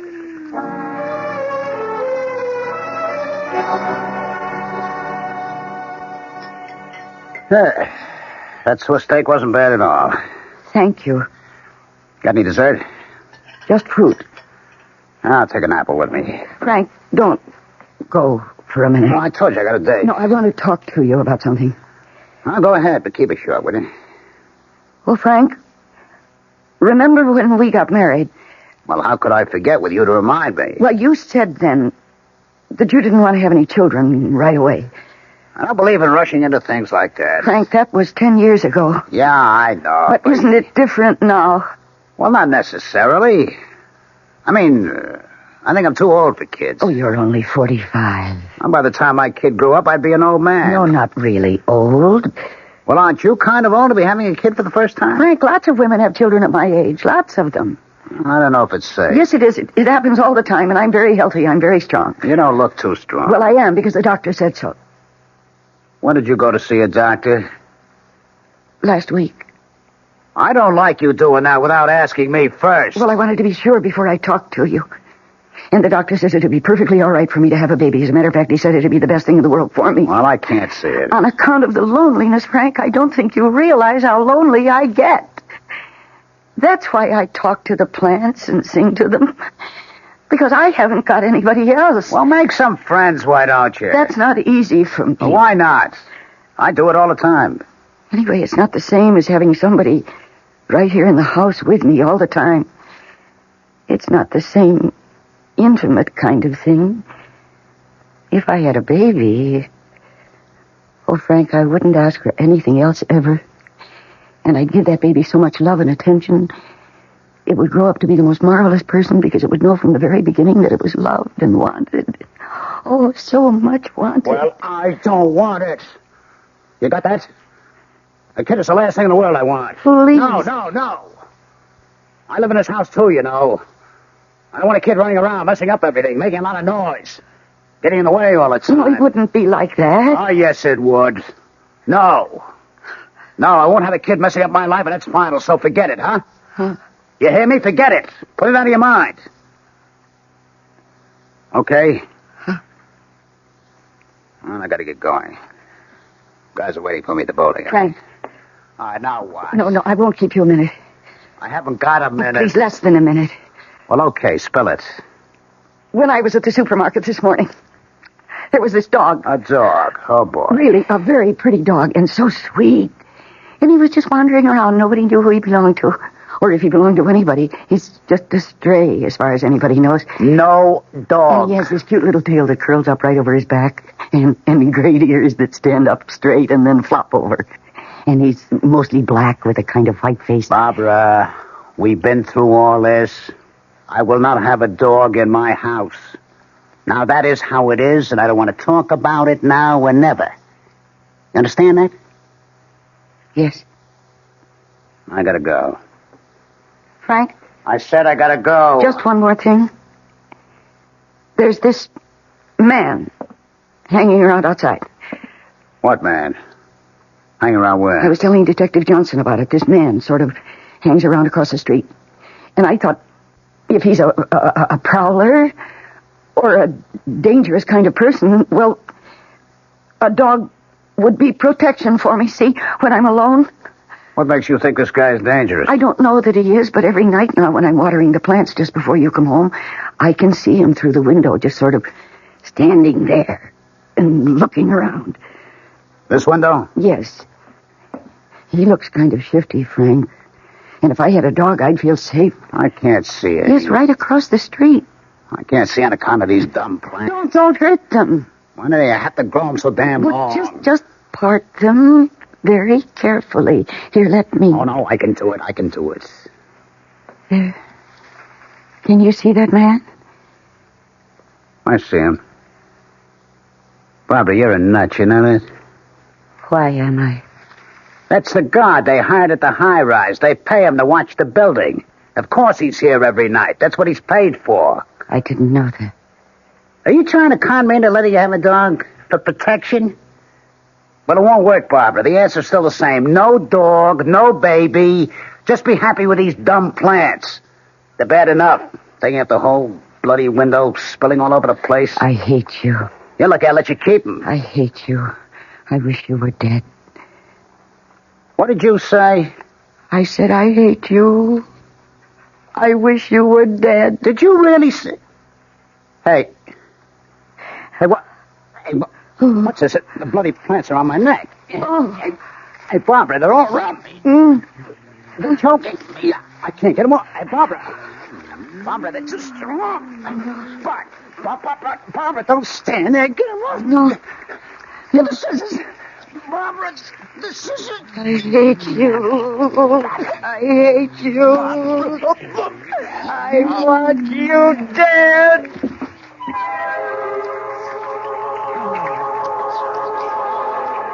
We'll return shortly for the second act of All Living Things Must Die. Hi, I'm Goldilocks, Ms. Goldilocks, if you please, and I'm a professional taste tester.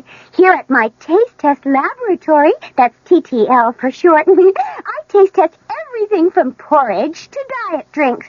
Actually, there's not that much taste testing in porridge these days. There used to be. Once upon a time. I mean, that's how this Ms. got into the biz. But lately it's been diet drinks. I mean, with so many diet drinks going sugar-free, I've been really busy conducting taste tests. A rather unbearable assignment, to be sure. But then I discovered sugar-free diet 7-Up. Fresh, natural, delicious. My only problem is that sugar-free diet 7-Up tastes so good that it broke my Goldilocks diet drink taste-o-meter. Well, sugar-free diet 7-Up certainly has my seal of approval. This one's just right. Hey, Mom, what's for dinner? Hey, Mom, what you got?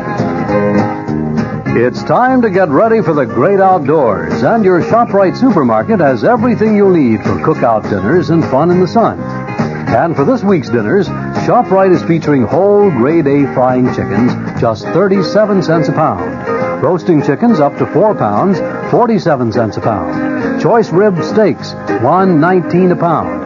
ShopRite Franks, 89 cents a pound. Get all your outdoor cooking equipment and many great food values at your ShopRite supermarket. She loves the family. She wants the best. all that she can do. She lets ShopRite do the rest. Hey, Ma, what's for dinner? ShopRite has the answer. Macy's store-wide spring sale blossoms all this week with beautiful values in every department, every Macy's store. Values like a 40-piece Nyko ironstone service for $8, regularly $55, now just $39.99. And hand-cut lead crystal selection of Hostess items, regularly $15 to $25, now $9.99 to $14.99. Save in every department all this week. Macy's store-wide spring sale. This is WOR New York and RKO General Station. Now for the second act of All Living Things Must Die. It is a year later, and our heroine no longer lives in the little suburban house, nor is her name Barbara Murray. She lives in a cheery little 2-room apartment, and she is married to Detective Sergeant Ed Johnson. But Kenneth and Arthur and Mary Ann and Michael and Annabelle, all the plants are grouped together in the largest window, and all appear to be in the best of health. Baby boat's a silver moon sailing on the sea. Big. Oh, he's home. Ed? Hello, sweetheart. Hello, darling. Hey, watch out. What have you got there? Oh, just a little addition to the family. What? What is it? Well, let me get the paper off, will you? Okay. How's that, huh? Ed. Oh, it's beautiful. You know what it's called? Yes, do you? Sure, Purple Passion Plant. Oh, that's right. Yeah. I thought it was very appropriate for two people who've been married a month. Oh, it is, Ed. It's beautiful. And you were so sweet to think of it. Well, there's something else I've been thinking of. What's that? Honey, is it too soon for us to be thinking about having a baby? A baby? Well, you do want us to have a baby, don't you, Barbara? Well, I guess so. I brought the subject up too soon. I can see that. Dumb me. I'm sorry. No, that's right. No. I was stupid. Forget I mentioned it, huh? Only, it doesn't do any harm to think about it a little, does it? No. I guess it doesn't do any harm to think about it.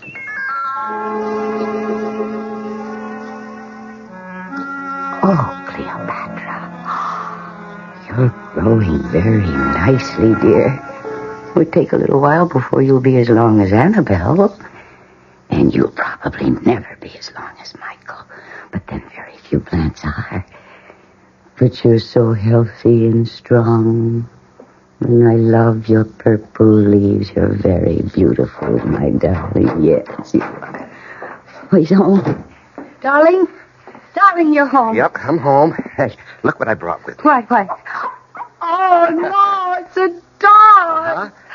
Oh, isn't he darling? Yeah. He wandered into the station house about a week ago. We've been feeding him, and he's been sleeping there. Look, his tail curls up over his back. Yeah, he's got a great disposition. Oh, my.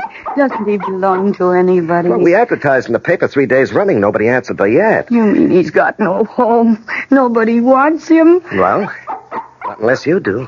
You mean I can have him? He can live here with us. Well, would you like that? Oh, yes. Dog, I guess you got a home. Oh, I love him. Dog, you got yourself a mother. Look at him. Look how he's looking at you. Yeah. Come here, dog. Come here. Oh, he loves you. You can see it in his eyes. He just loves you. Well, I'm his father, aren't I? Hey, dog, do you love your father? Of course he loves you. How could he help but love you? How could anybody help but love you? Well, there's only one person has to love me. That's you. Uh-huh. But you have to, baby. It's absolutely necessary. It's essential that you love me, because if you don't, it's the end of me. Oh, Ed, I love you so much. I can't even talk about it. Just believe me. I love you, and I love you, and I love you. When you're here and when you're not here, and when you're asleep and when you're awake, and when you talk and when you don't talk, and when you look at me and when you don't. I love you all the time. That's a lot of love. I've got more. More? Anytime you need it. Honey, look, we've been married better than half a year now. When are we going to start having a baby? Oh, I don't know. Pretty soon? I guess. You want one, don't you, honey? Yes. Well, when do we? Well, sometime. Oh, sweetheart, we're not kids anymore. I know that. You think I'm putting the pressure on you? I shouldn't do that. I didn't mean to. No, that's all right. No, I won't do that anymore.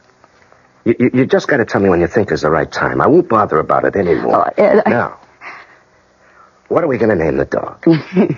I don't know. How about Cuthbert or Lance? Oh, no, I don't think so. Herman? Dwight? No, I don't want to give him any name like that. I want to call him what you called him. Me? I never called him Yes, you anything. did. You called him Dog. That's what I want to call him. D-A-W-G? Dog? Yes, come here, Dog. Hey. Oh, what a lovely dog you are, Dog.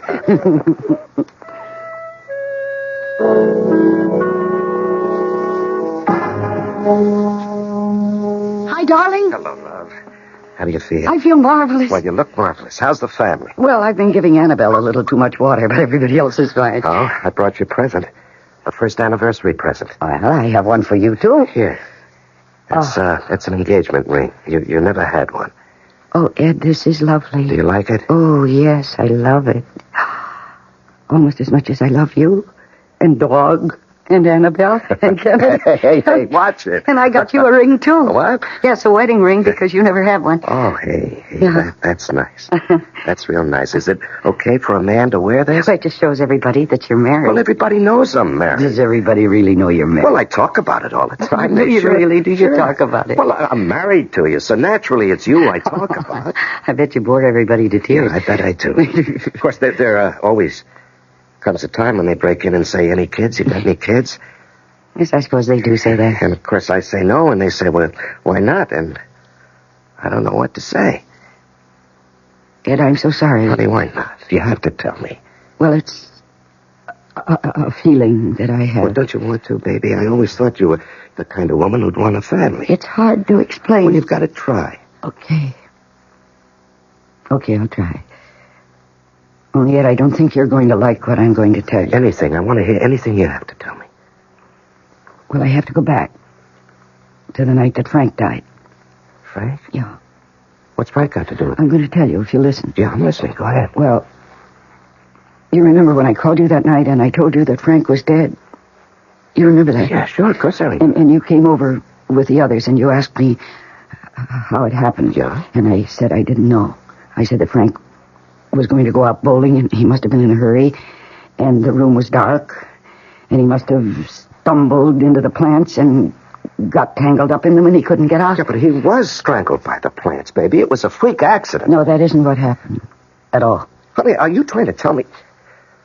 I don't know. Are you trying to tell me that you pushed him or something? That you wrapped the plants around his neck? I didn't. All right, now, wait a minute. Maybe you better tell it to me from the beginning. Well, you remember Frank came home that day while you were still here. Uh-huh. And then you left. And he told me to hurry up with dinner because he was going out.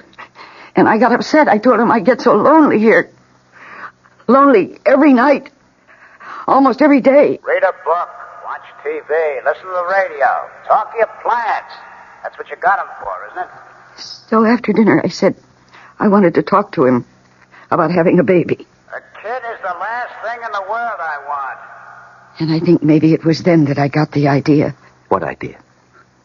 It just seemed awfully important to me to get Frank over by the window where the plants were hanging. So I told him that there'd been a man hanging around outside across the street. What man? Hanging around where? And he started walking toward the window. And I started feeling this awful, wild excitement. The nearer he got to the window, the nearer he got to the plants. And then I said it. Said what, honey? I hate you. I said, I hate you. At first, Frank didn't hear me. Or maybe he didn't believe his ears, but I said it again. I hate you. And then I said, I wish you were dead. He heard me say that. Then what happened? He started to look angry, and he made a little move toward me, and it was then, when he started to move, that the plants moved. They moved faster than anyone would think plants could move, and they wound themselves around his neck, around and around, and tighter and tighter. And Frank began to choke. Barbara, they're all around my neck. They're choking me. Oh, no. I can't get them off. Don't stand there. Get them off. Get the scissors. No, Barbara, the scissors. because there were scissors there, you know, on the windowsill. And Frank couldn't reach them because the plants were holding him so tight. and tighter all the time. And I knew the scissors were there. I kept them there all the time, just the way I do now, to cut off the dead leaves and things. But I didn't move. I just stood there, repeating those awful words. I hate you, I hate you, I wish you were dead. Barbara! I watched his face turn purple, and then blue, and then he dropped to the floor, and I watched him drop, and I looked at him, but all I said was, dead. I listened to the plants for a while. They seemed to be telling me, see how we love you. See, we'll do anything you ask. We are your true loves. We've killed for you. Now you know how much we love you. And then I went to the phone and called you. Darling, you had a bad dream, that's all. No, it wasn't a dream. I made the plants do what they did, don't you see? I said I wanted Frank dead, and they heard me. Or they felt what I was feeling, or they sensed it or something. And because they love me and because they know that I'd never kill anybody, of course they went ahead and did it for me. Sweetheart, even if what you say is true, if it could be It true, is you true. never laid a finger on But I'm Frank. an accessory, don't you see? I wanted someone to kill Frank. Not me, but someone. And the plants knew it, and they killed him for me. Do you think anybody's going to believe you, sweetheart? Ed, do you believe me? Honey, is this why you don't want to have a baby? Well, I want to, but But what? that's how it all started. Me asking Frank if I could have a baby. Why don't you try asking me? You know what kind of an answer you'll get, don't you? Go ahead. Ask me. Ed, is it all right? Is it?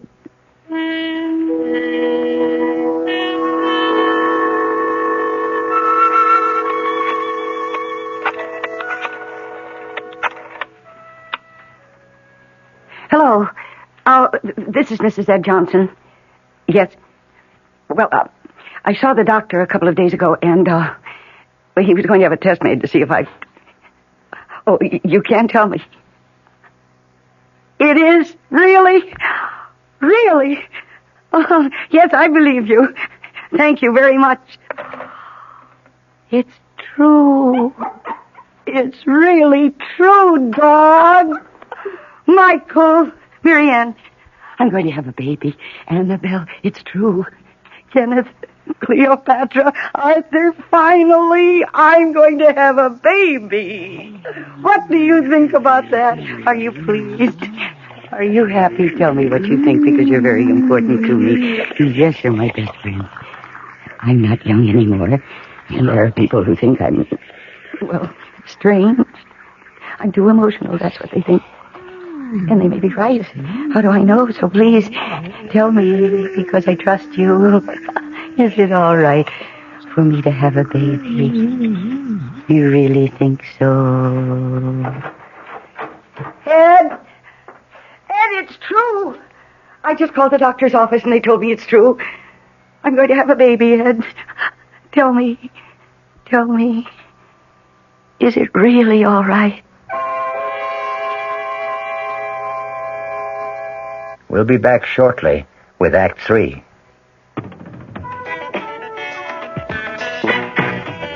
When you say Budweiser, When you say Bud, you've said a lot of things nobody else can say. When you say Bud, you've gone as far as you can go to get the very best. Yeah. When you say Bud, you tell the world you know what makes it all the way. When you say Bud, you say you care enough to only want the king of beer. there is no other one. There's only something less. Something less. The king of beer is leading all the rest. When you say Budweiser, you said it all. You said it all. Anheuser-Busch, St. Louis. Macy's store-wide spring sale blossoms all this week with beautiful values in every department, every Macy's store. Values like all wool pile oriental design rugs, regularly $200, now just $150. Save in the rug department on worsted wool, imported, woven, Saruk, and Kerman designs. Save in every department all this week. Macy's store-wide spring sale. Aren't you glad? Aren't you glad for things that make a happy day? Aren't you glad? Aren't you glad you found a love to grow and stay? Aren't you glad that we're pulling together? Aren't you glad that we're feeling free? Aren't you glad? Aren't you glad? Aren't you glad? Aren't you glad? Aren't you glad? Aren't you glad just to be? Aren't you glad?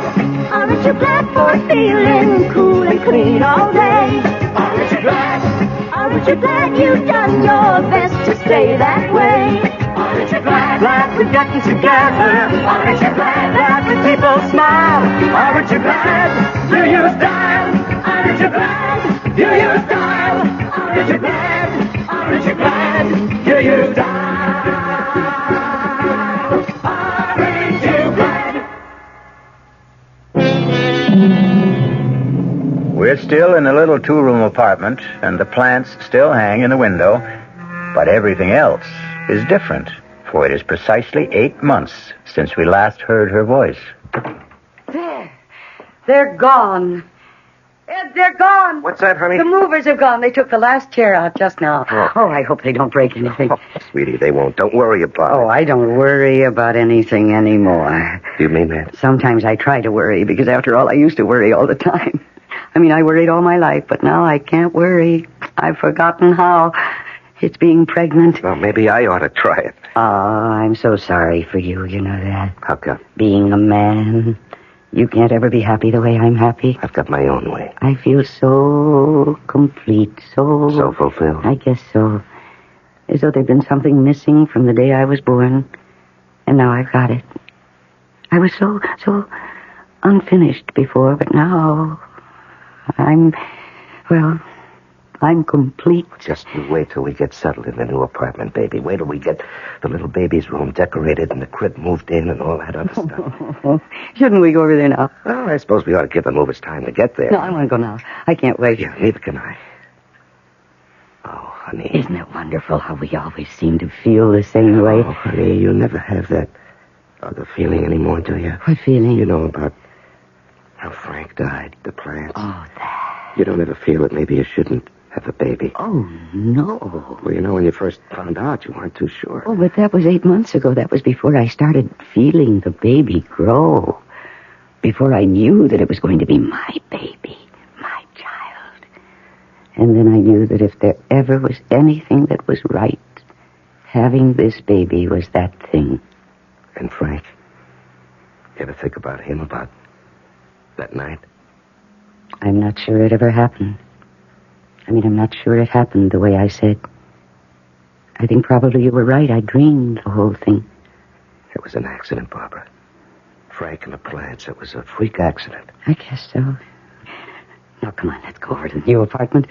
Movers ought to be almost there. Yeah, okay. I'll take the plants down. Oh, no. I want to do that. No, honey, no. I don't want you doing things like that. Not now. 8 months. Holy cow. Oh, don't be silly. I know just how they're tied up because I did it myself in the first place. Come on, hand me the scissors. They're right there. Baby. Now you cut the string. I think I ought to. No, really. They wouldn't like anybody else touching them. I know what you can do. You can get those cartons we saved to pack them in and all that tissue paper. Go on, you do that. That'd be a big help. Okay, if you say so. Oh, here's the scissors. Right. Only take a minute. Yeah, I'll be right back. Now then, here we go. Now, Cleopatra, let's get you down first. No, Michael, you'll have to wait until last because you're so long and strong. It'd be hard to separate you from the others. Oh. Gee, it's hard to reach. I don't know if I can... Oh, maybe I should have let Ed take you down. My arms hurt. Isn't that funny? I never had any trouble before. Well, of course, it's being pregnant. It's this baby I'm carrying around with me. Are you a boy? Or are you a girl? Or are you twins? I think you're twins. Wouldn't that be heavenly? An old lady like me having twins. A boy and a girl? Oh, I don't care. I don't care about anything anymore, except my husband and my child. I don't even care about the plants. Isn't that strange? For so long, so many years, they were my dearest friends. They were my only friends. And now, they just don't matter anymore. I know what I'm going to do. I'm going to leave them. Right here. You don't need them. You've got a new place to live. We're going to have a baby. We have each other. We don't need these old plants anymore. They can just stay right here. Ed, I just decided that we don't... No, don't. Get away. Get away from me. Ed, it's the plants. They're choking me. Ed, the plants. I got the cart. Barbara. Oh, my They're God. choking me. The scissors. Quick. I can't breathe. All right, I've got him. It's all right. It's going to be all right. Barbara. It's all right. Barbara, it's going to be all right.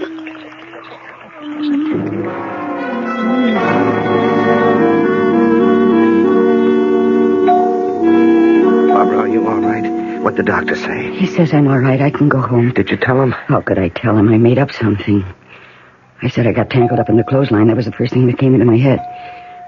Anyhow, he didn't ask me many questions because he could see that I wasn't really hurt. I was just scared. Oh, you sure had me scared. Well, they didn't hurt me much, really, the plants. Well, why should they hurt you at all? You love those plants. Ed. While I was taking them down, it was harder than I thought it would be, and my arms got tired. Well, I told you to let me do it. And I stopped for a minute, and then I thought, why am I bothering with these plants? Taking them down and carting them to the new place and then putting them up all over again. So I thought, I'm not going to do that. I'm just going to leave them. I'm happy. I've got everything I want. I don't need them. I even think I said that out loud. And they heard me. Yeah, Barbara. But it wouldn't have made any difference. They didn't have to hear me say it out loud. Because they knew what I was thinking. Honey. No, you see, you can't live that close to somebody for so long and so close without knowing what she's thinking. And they knew that I was going to go off and leave them. After all our years together, I was going to abandon them. I didn't care anymore what happened to them. And they knew that. Oh, no, it's just hard to conceive of plants. They wouldn't have killed me, Ed. They didn't even really mean to hurt me. They were just saying, don't go. Or if you must go, take us with you. You can see that, can't you? All I know is I came into the room and I saw you with the vines around your throat and you were saying, choking me, get the scissors. Well, I got those scissors so fast. They were right there on the windowsill, and I cut those vines so fast. Boy, you had me worried, baby. Oh, you must have fainted by then. Yeah, and I picked you up and put you in the car, and you came to before we got to the hospital. And here I am, and I'm all right. Yeah. Barbara, you don't suppose I hurt the plants, do you? I just slashed away. Well, I don't suppose you cut them down very carefully. Oh, heck no. Oh, they'll be all right. I'll trim them properly when we get back. You're not going to leave them there? You're going to take them to the new apartment? Yes. Yes, I am. I don't know what I was thinking of. How could I just go off and leave the things that I've loved and that have loved me? I can't walk out on them. I forgot that. And they were trying to remind me. Yeah, I guess you're right. But then you always are. Well, I'm right about this. Yeah. Well, let's go, huh? Yeah. Oh, poor Cleopatra. Why, poor Cleopatra? Well, I knocked her on the floor.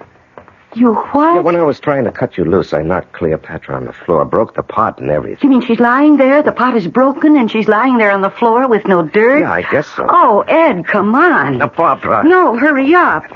We've got to get there before she dies. Look, honey, please, let me do it. There she is. There's Cleopatra. Let me do it, honey. You just stay there. Let me Look pick out, her up. Ed. They're angry. Ed, they're coming for you. No, it's all right. Ed, please get out of the way. Stand back. Let me do it. You think they're going to let you do it? Of course they are. Of course they are. Aren't you, my darling? Aren't you? Ed, hand me that earthen pot, the one right there. No. Your roots haven't been out of the earth for very long, my love. Now, gently. No, I'm not hurting her. See, Michael? I'm being very gentle. I'm putting the good earth in the pot. See, Michael? Ed, get me some water, just a little. Honey, I don't like leaving you Don't here. be silly. I'll be perfectly all right. Okay, I'll be right back. Now, you see, Michael, I'm scooping up every last bit of the nice brown earth, and I'm sifting it through my fingers. See? See, Annabelle? See, all of you, very carefully, with the beautiful, loose brown earth. Here you are. Now, we put a little water in. Not very much, because the earth wasn't very dry. There's some plant food on the windowsill. Yes, I got it. Here you are. Now, we mix just a little of it into the soil. There we are, like that. And now, Cleopatra, my love, let me pick you up. I'll hold you for a second. And don't be frightened, my dear. No. And put your little roots into the dirt. Very gently, very carefully. And press the dirt down around them. And then we add the rest of the dirt, almost to the top. And we press it down. Not too hard, just enough to make you feel safe and secure. There we are. You see, Michael? Marianne? Annabelle, see? She's going to be all right. You think she really will be? Oh, yes. Yes, I'm going to set her here on the windowsill. And let the sun pour all over her. Well, shouldn't you start taking down the other plants? No, not yet. They've had an awful shock. Yeah, but, honey, the furniture movers at the other apartment, they must be going crazy wondering where we are. Well, you go. You take the car and go over there. What about you? Come back for me later. Okay. Like, in an hour? Well, make it a couple of hours. Okay, baby.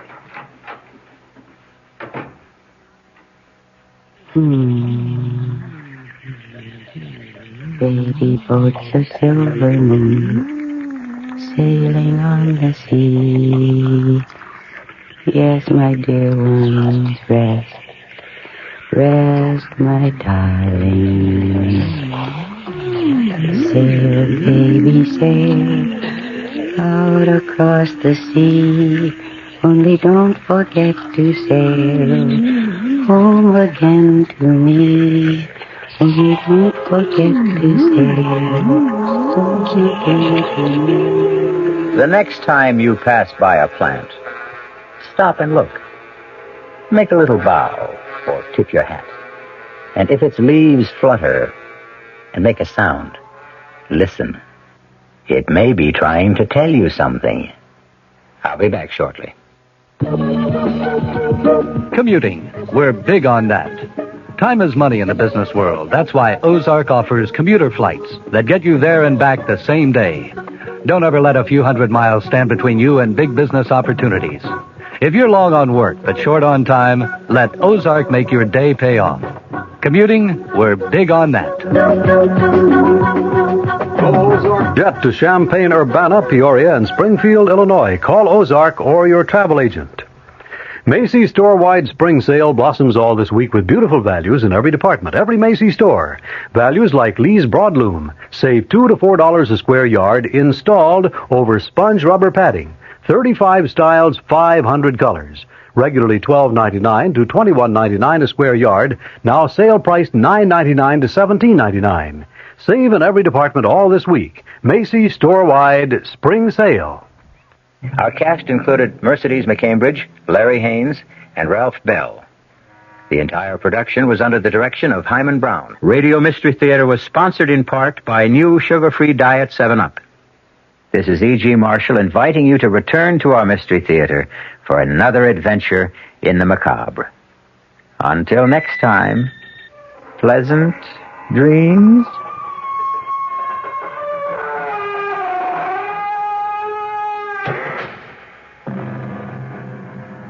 The WR Mystery Theater has been brought to you by ShopRite Supermarkets, where you get a lot more for a little less, and by Suburban Savings with offices throughout North Jersey. The preceding Mystery Theater program was furnished by the CBS Radio Network.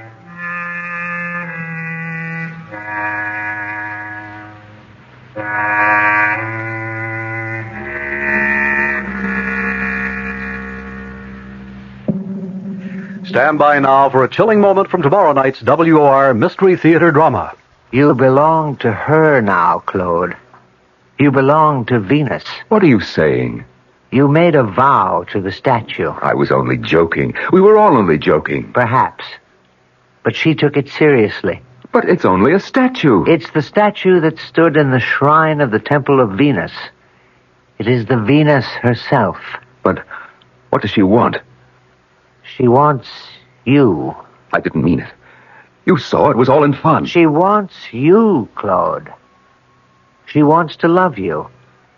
And then, as she's done so many times in the past, she'll kill you. Tomorrow night's thriller is called Venus Deal. It features Norman Rose and Joan Lovejoy and will be heard following Fulton Lewis at 7 o'clock right here on WOR Radio, the talk of New York. Boy, if the old-timer Horatio K. Boomer and Wally Wimple could see me now. Fibber McGee back on the radio right here from 79 Westville Vista with a brand new program where I'm going to bring back the great old radio shows from way back. Shows like Mr. Keene, Lum and Abner. Well, I guess I ought to get this place straightened up a bit, though. Where's that vacuum? Oh, I left it in the hall closet. Oh, look.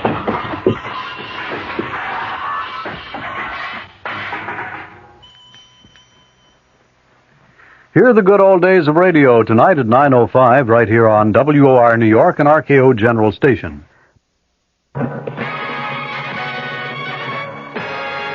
Fulton Lewis in the Mutual Broadcasting System studios in Washington, D.C. Now, my commentary. President Nixon goes before the television cameras and radio microphones tonight to explain to the nation why he will only partially comply with a House Judiciary subpoena for tape recordings of some 42 White House conversations. It is not known just how partial the president's compliance will be. Most bets are that he's going to deliver some of the tapes in their entirety. Others may be edited with discussions which the president feels are not germane to the House committee's impeachment inquiry excluded. In some other cases, Chairman Peter Rodino's panel may just get written transcripts of the tapes, not the tapes themselves.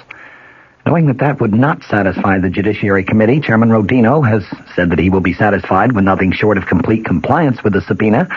President Nixon tonight is likely to strike out at some happy middle ground, or a middle ground that he thinks would be happy, selecting perhaps some mutually acceptable third party who would vouch for the authenticity of the transcripts and who would ensure that any areas which are edited out are in fact non-germane. Again, though, that is not likely to satisfy the Judiciary Committee, which has insisted all the way along on getting only the original materials. The president, of course, has until 10 a.m. tomorrow to formally comply with the subpoena. It is an unprecedented situation in which a House committee is clearly treading on what some constitutional attorneys regard as sacred executive territory. The Constitution, remember, establishes 3 separate but totally equal branches of the federal government. Each has a right to remain aloof from the other. The president, in other words, if he so chose, could probably duck behind the so-called executive privilege in refusing to even partially comply with a House committee subpoena. It would be a contest that would eventually wind up in the federal courts, no doubt the Supreme Court. And technically, even if the Supreme Court were to side with the Congress, the president could just challenge the court to enforce its ruling, knowing full well that the Supreme Court has no enforcement powers. You can be sure, though, that even though these options may have crossed Mr. Nixon's mind at one time or another, they have never been seriously contemplated. There is an element of politics in his present dilemma. An impeachment threat is breathing heavily down his neck.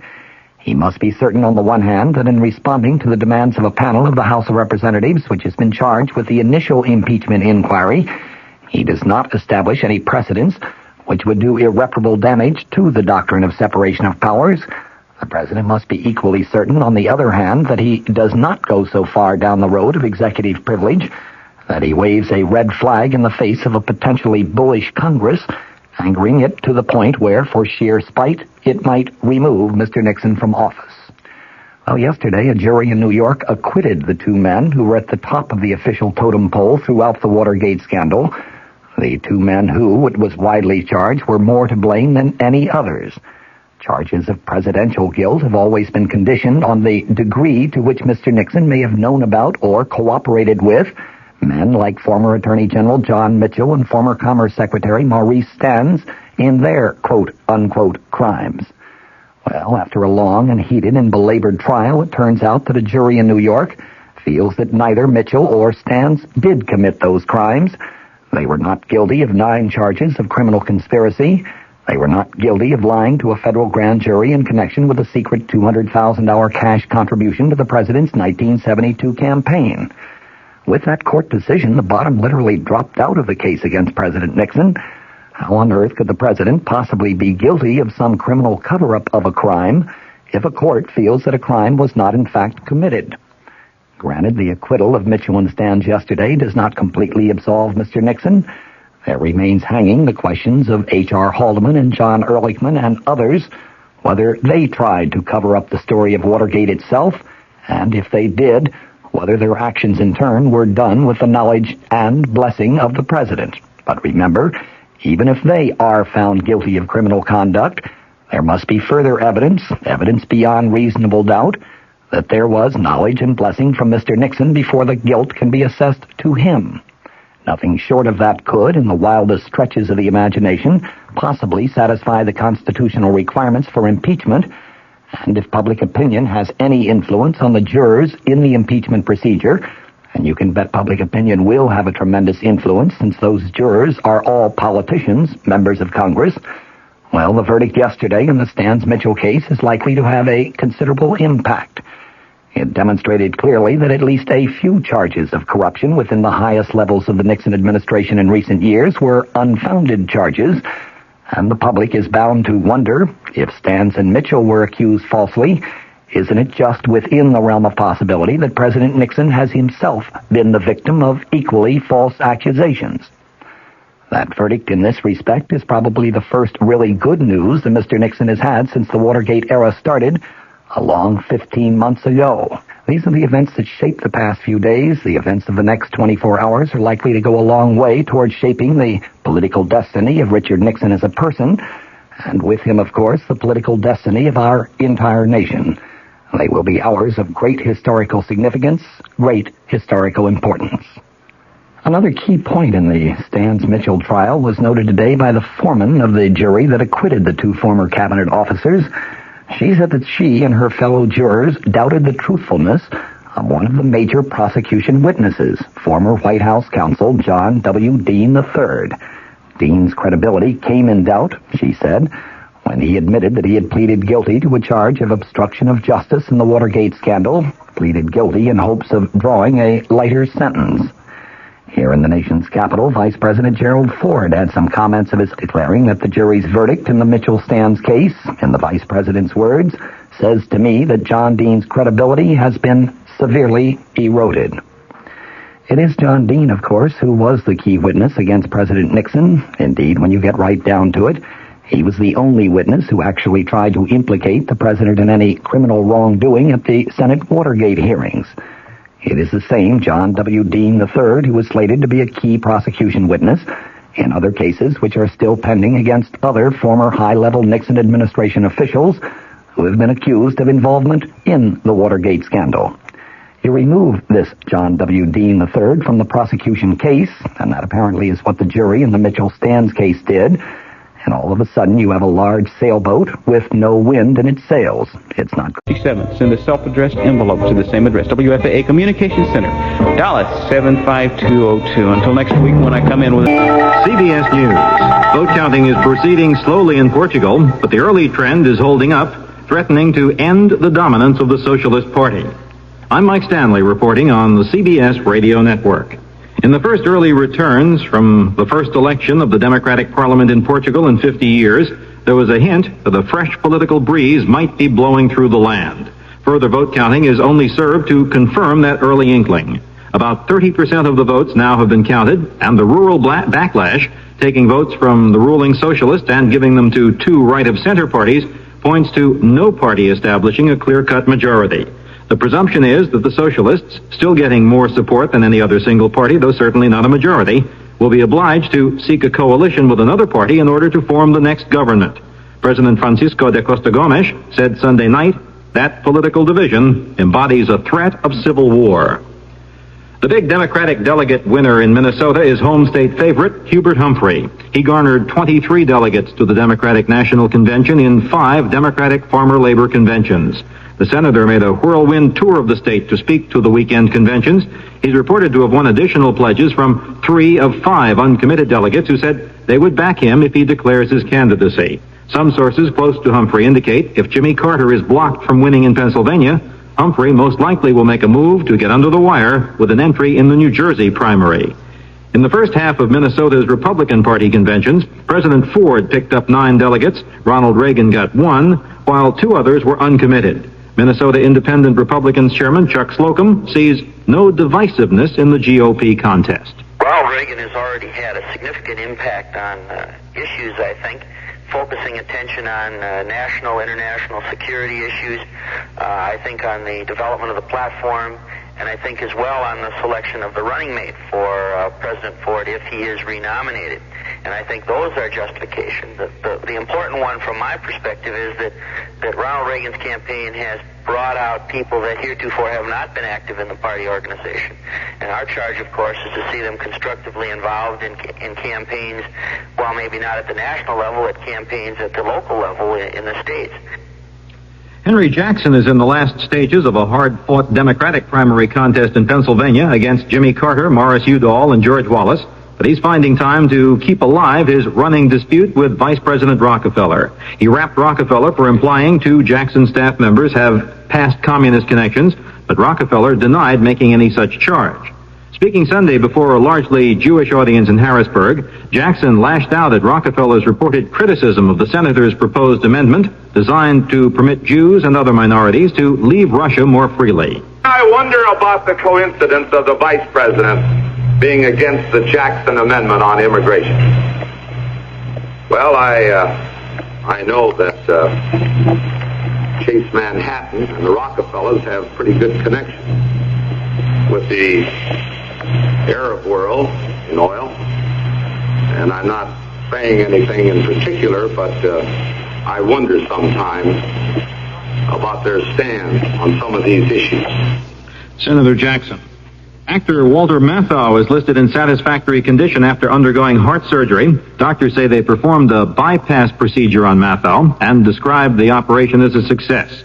It was elective rather than emergency surgery. The 52-year-old Matthau is reported in satisfactory condition at Daniel Freeman Hospital in Inglewood, California. I'll have more CBS News following this message. This is John Cameron Swayze with the 2020 Eye Drops Report. Item, consumers are demanding more of the products they purchase these days, especially health products. Among other things, they look for a solid guarantee. Item, 2020 eye drops are the only eye drops to guarantee complete satisfaction, or your money will be refunded by simply returning the bottle. And if that's news to you, this is John Cameron Swayze reminding you to read the label and try 2020 eye drops, the guaranteed solution. For more than 2 years now, people have been trying to get you to slow down to 55 miles an hour, down to the speed limit. They told you that slowing down will save millions of gallons of gasoline. They told you that slowing down saves thousands of lives. The 55-mile-an-hour speed limit can do a lot of positive things. And because I'm a police officer, it's my job to make sure it gets a chance to work. Not just because it's a good idea, but because it's the law. A public service of this station, the U.S. Department of Transportation, and the Advertising Council.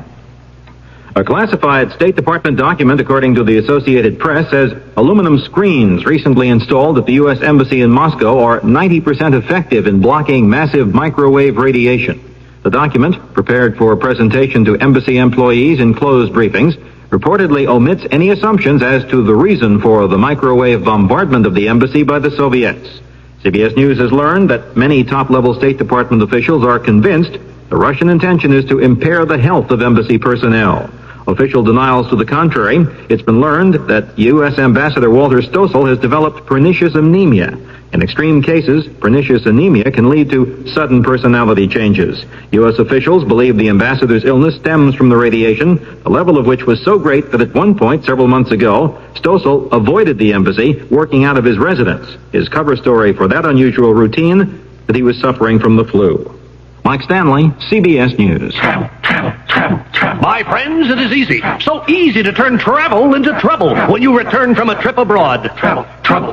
When the inspector looks into your eyes, do you flinch? When he or she looks into your luggage, does the inspector say, aha? Trouble. Well, you got trouble.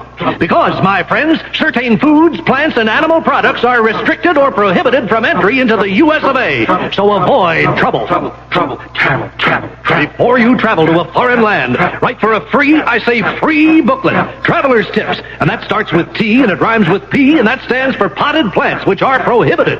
Write to Traveler's Tips, U.S. Department of Agriculture, Washington, D.C. 20250. You got it? Traveler's Tips, USDA, Washington, D.C. 20250. Ah, you got it. Got it. WFAA, Dallas, Fort Worth. The CBS Radio Mystery Theater presents...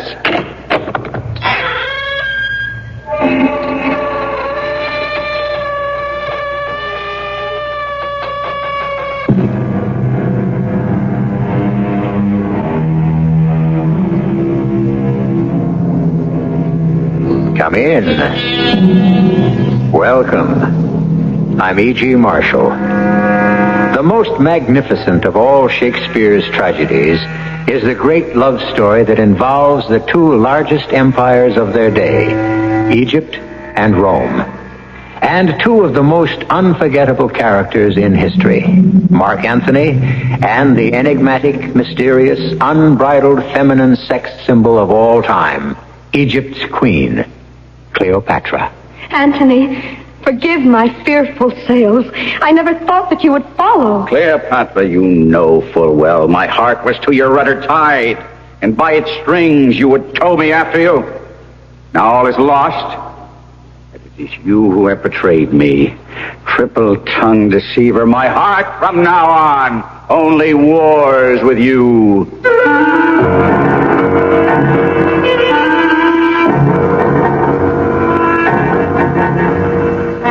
Our mystery drama, The Serpent of the Nile, was adapted from William Shakespeare's Antony and Cleopatra, especially for the Mystery Theater by Ian Martin, and stars Lois Nettleton and Kevin McCarthy. It is sponsored in part by Buick Motor Division and Allied Van Lines. I'll be back shortly with Act One. You know, I just thought of something. Yeah, what's that? Well, over 250,000 people have already bought 1976 Buicks. Yeah. That's a lot of people. Yeah. Well, if you got all those people together, they probably disagree on nearly everything. Religion, politics, sports. I mean, people disagree on all that stuff, right? Mm-hmm. And yet all those people, over 250,000 of them, agree on Buicks. I think that's really socially significant, don't you? No. Buick, dedicated to the free spirit in just about everyone. The Constitution of the United States of America, a new idea that established the legal framework upon which all our laws are based. We're a free nation created executive, legislative, and judicial systems with checks and balances to ensure freedom. But on Law Day, May 1st, maybe the most important thing to remember about our Constitution is how it begins. It begins, we the people.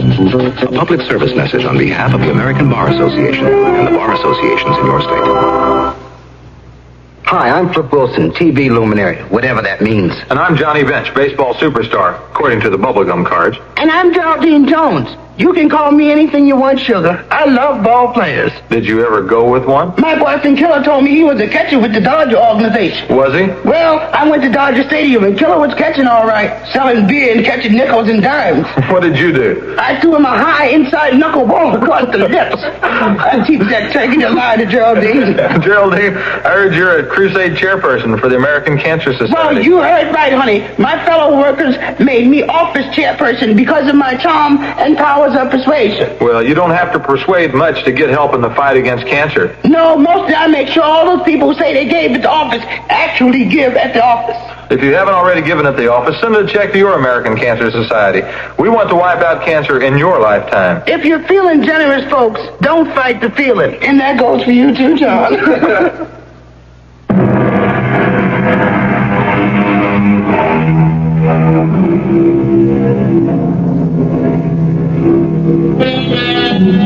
With With the death of Julius Caesar, the Roman Empire was ruled by a triumvirate.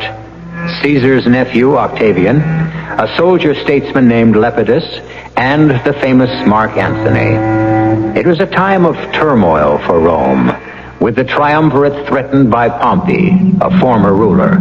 And it was at this climactic time that Antony, just as his hero Caesar some years earlier had, met and fell completely under the spell of the dusky, seductive, immortal queen of Egypt, Cleopatra. While the empire of Rome tottered, Mark Antony stayed on in Alexandria, bewitched, counting the world well lost for love.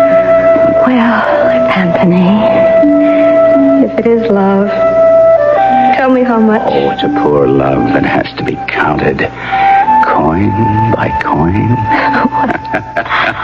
I'll set a price on me. See if it adds up to that. Then you will have to dream on a treasure not yet found under heaven. What now, Enobarbus? News, my lord, from Rome. Not now. Or, if you must, the gist. No more. No, you must hear it all, Anthony. Perhaps your wife, Fulvia, is angry. Or that boy of 20 who shares your throne has issued some imperial command that you must needs obey. What's that, love? Maybe you are ordered home by him. Ordered? Octavian is a Caesar, and your blood is in homage bound to that last name. And you know when shrill-tongued Fulvia crooks her finger like a schoolboy, you blush and run to obey. The news... A moment. Now, hear me, Cleopatra. Let Rome fall and drown in the Tiber, and the empire tumble after. Here is my space. Kingdoms are clay. The nobleness of life is to do thus. Come here. To hold each other thus. When two such as us have met, I bind my promise. I will stand against the world with you, not as Antony, but as us.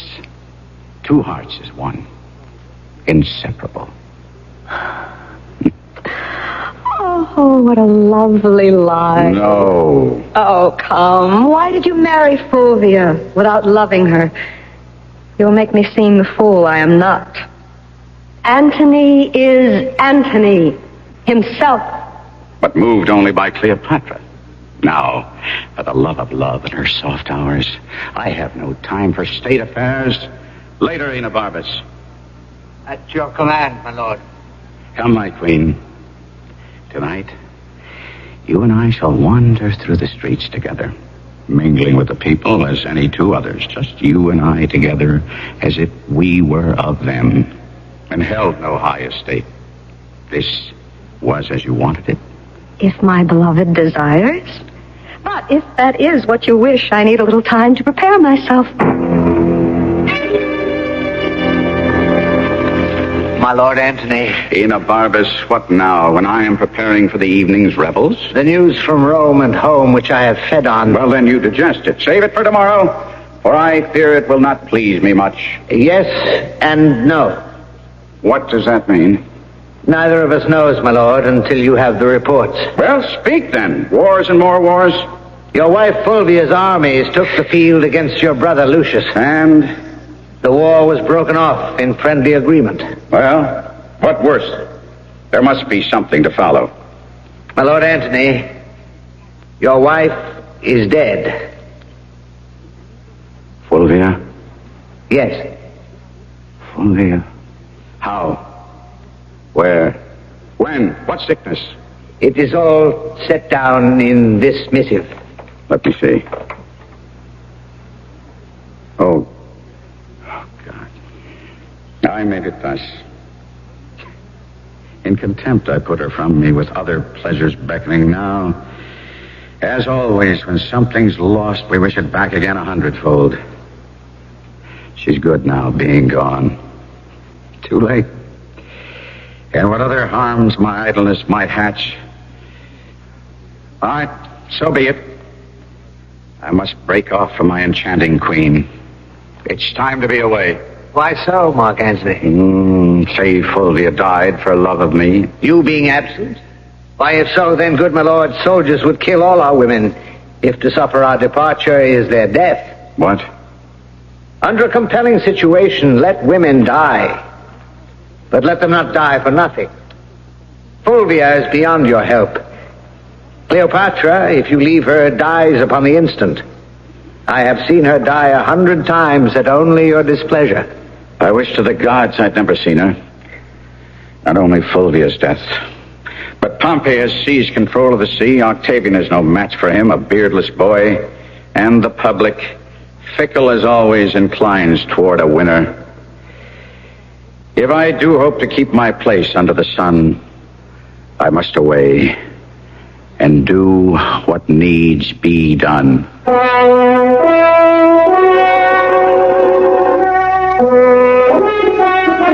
Charmian, have you seen my lord? No, madam. I thought he was with you. Some time ago. We were together, and he was much disposed to mirth. But on the sudden, a Roman thought struck him. A Roman thought? This is his other self, stern, unrelenting. Then I must be a woman and win him back by my own magic of opposites. See where he is, who's with him, what he does. Yes, madam. But remember, I did not send you. I will remember.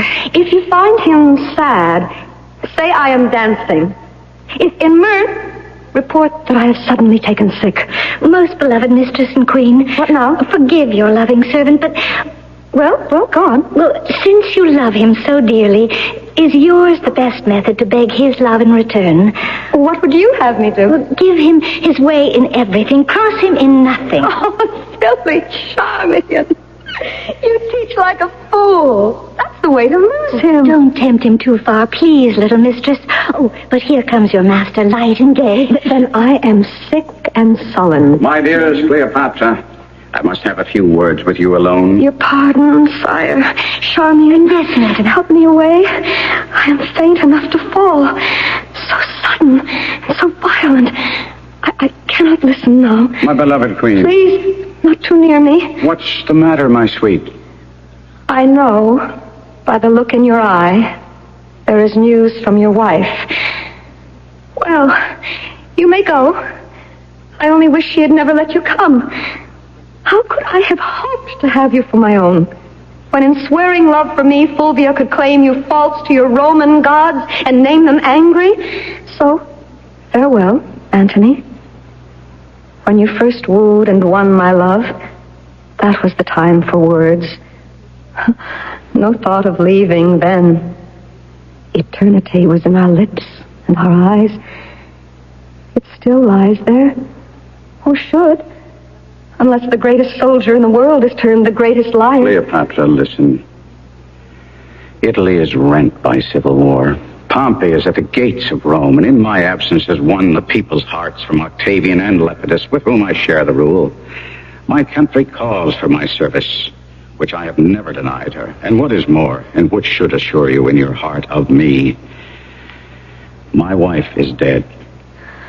Though age from folly could not give me freedom, it does from childishness. Fulvia dead? You may read in these letters where and when. And let us quarrel no more. Let me tell you what I intend to do, if you agree. For by the fire that burns eternally in that lamp above the Nile, I go forth from you, my heart's ease, only as your soldier and your servant, making peace or war at your command. Now, lover, turn aside and weep for Fulvia. Then say goodbye to me, and say the tears belong to Egypt.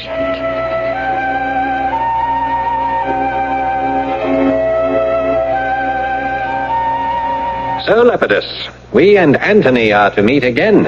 Advices flying before him tell us he soon will return to Rome. Not a moment too soon. We need his presence in the field. It still represents what once it was. Your pardon, Octavian. Oh, do not believe that I believe the tide of rumor. That once proud Antony now fishes, drinks, and wastes the lamps of evening in oriental revel.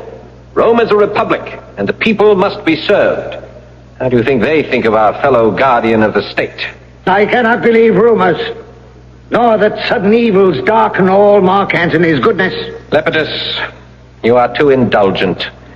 Let us grant it not amiss to tumble on the gypsy's bed, but to resist the drums which have so long called him from his sport with Cleopatra is to be as young and untried as all who run me down for my lack of years. You are right, Octavian. It is good he will return. And what is better that we persuade him that he is home to stay?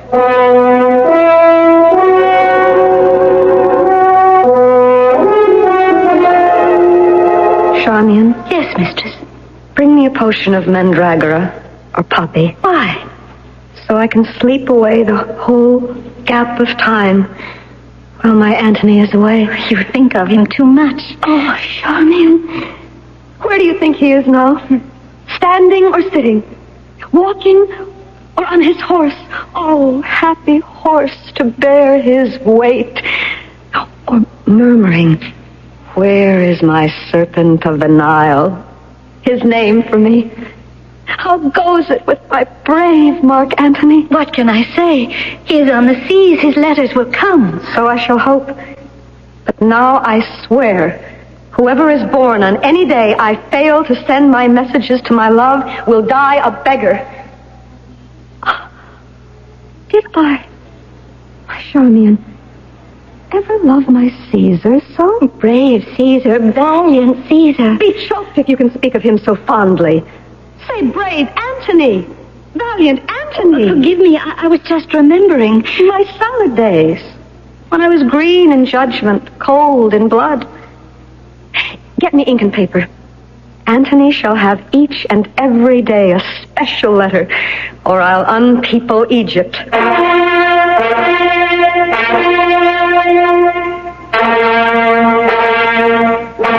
Welcome to Rome, Antony. Thank you, Octavian. Sit. Sit? In this tone of command? Now, take me not wrong, Antony. But I wrote to you in Alexandria without reply. Your message came when I was not there and occupied in some affairs. Is that all? No, Antony. You have broken the oath we swore between us. Softly, Octavian. Now, let him speak, Lepidus. How? To lend me arms and aid when I required them. Both you denied. Neglected, rather.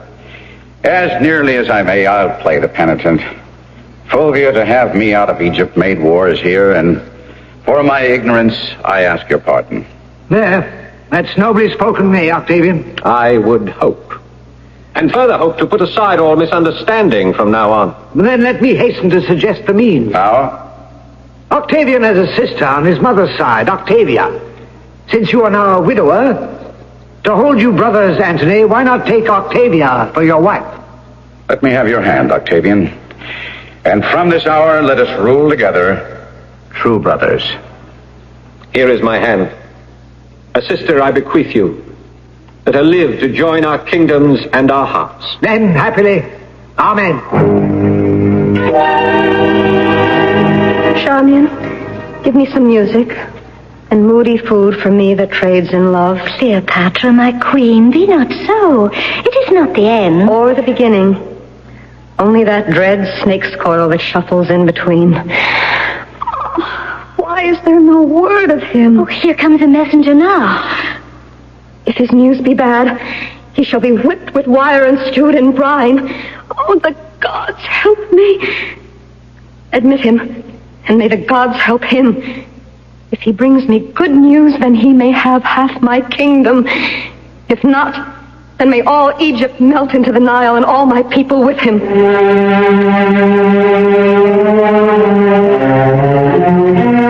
A soldier and a conqueror who is a lamb within the arms of one woman.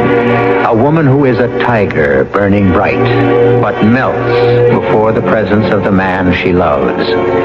Two empires in their hands, rocked to and fro by the tempestuous love and their realization of their trusts.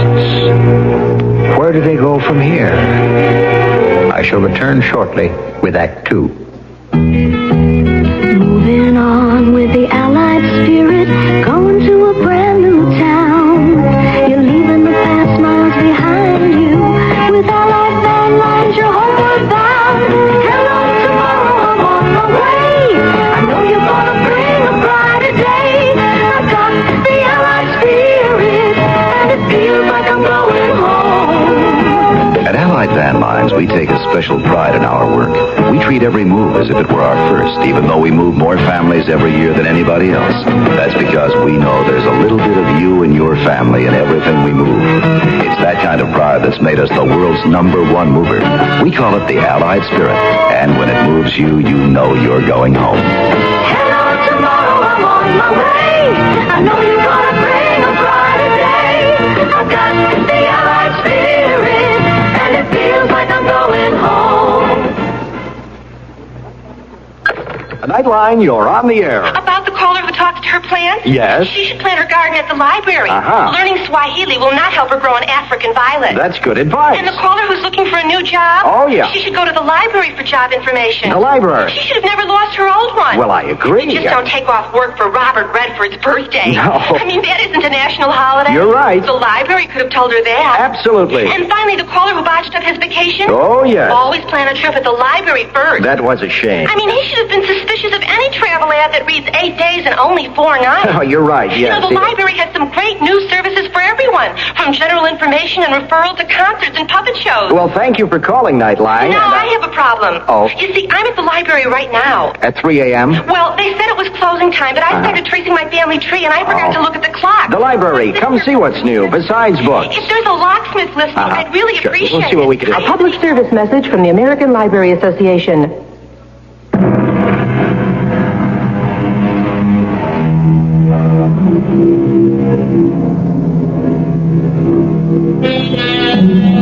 Cleopatra waits in Alexandria, eager for and yet afraid of the news the messenger brings of her Antony. Here's the messenger from Rome, Your Majesty. Antony is dead. If you say so, villain, you kill your mistress. But if you tell me he is well and free, there is gold and my hand to kiss, this blue-veined hand that kings have taken and trembling kissed. First, madam, he is well. And here is gold and more gold. But if that isn't true, I'll have each gold coin melted and poured molten down your lying throat. Good madam, hear me. He is well. Well said. And Octavian and he are greater friends than ever. You'll have a fortune from me. But yet... I do not like, but yet. Speak out, man. All the good and bad together. You say he's friends with Octavian. You say he's free. I did not say free, madam. You said he was not a slave. Well, not slave to him, but to his sister, Octavia. Oh. What does that mean? It means that he is married to Octavia. May the pestilence strike you down as I do. Patience, madam. I'll have your eyes out, unhair your head, unless you say it is not so. And you may have a province, half my kingdom. My royal queen, I would that I could, but he is married. Rogue! You have lived too long. Madam, put aside the dagger. The man is innocent, Majesty. Some innocents are caught when lightning strikes. Come here, sir. Though it be honest, it is never good to bring bad news. I tried to do my duty. And so you have. You say he's married. Come, I cannot hate you more than I do if you say yes again. He is married. The gods confound you. To Octavia? Yes. The merchandise you have brought me is too dear for me. Get out of my sight. Out before I have you boiled in oil. Your Majesty, patience. In praising Antony, Charmian, I have many times dispraised Octavian. Many times. I am bitterly paid for it now. Go to the fellow, Charmian. Ask about Octavia, her looks, her age, what she is like. And let him not leave out the color of her hair. And wait, how tall she is. Pity me, Charmian. And first, lead me to my chamber where a queen can weep alone.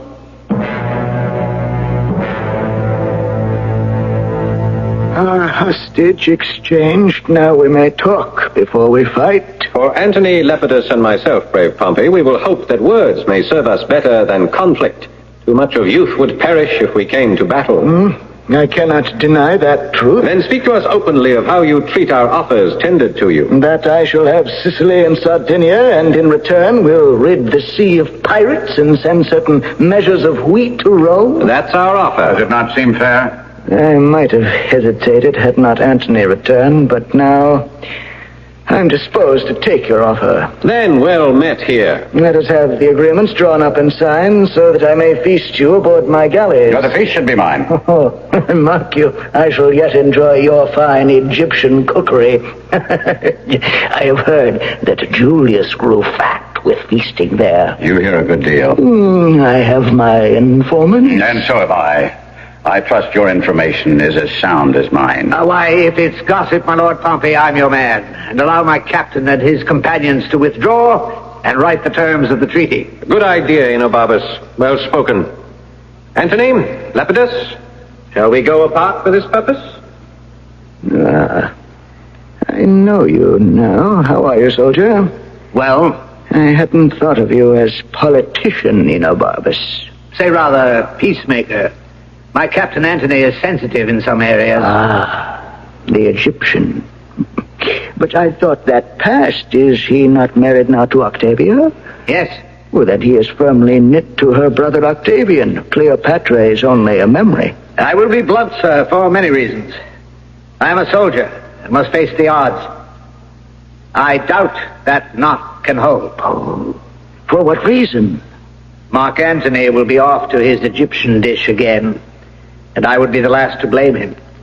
And I would hazard a guess, this time will she let him go so easily.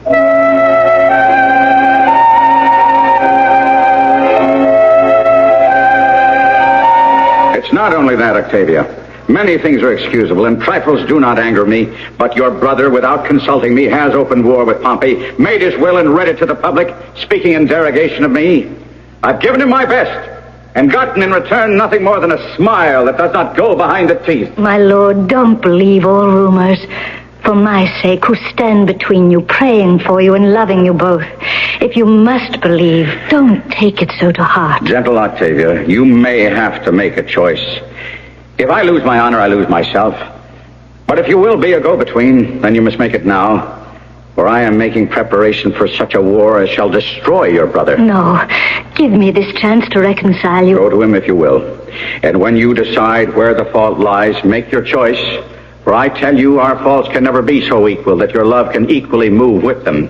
You must choose your own company and go where your heart has a mind to.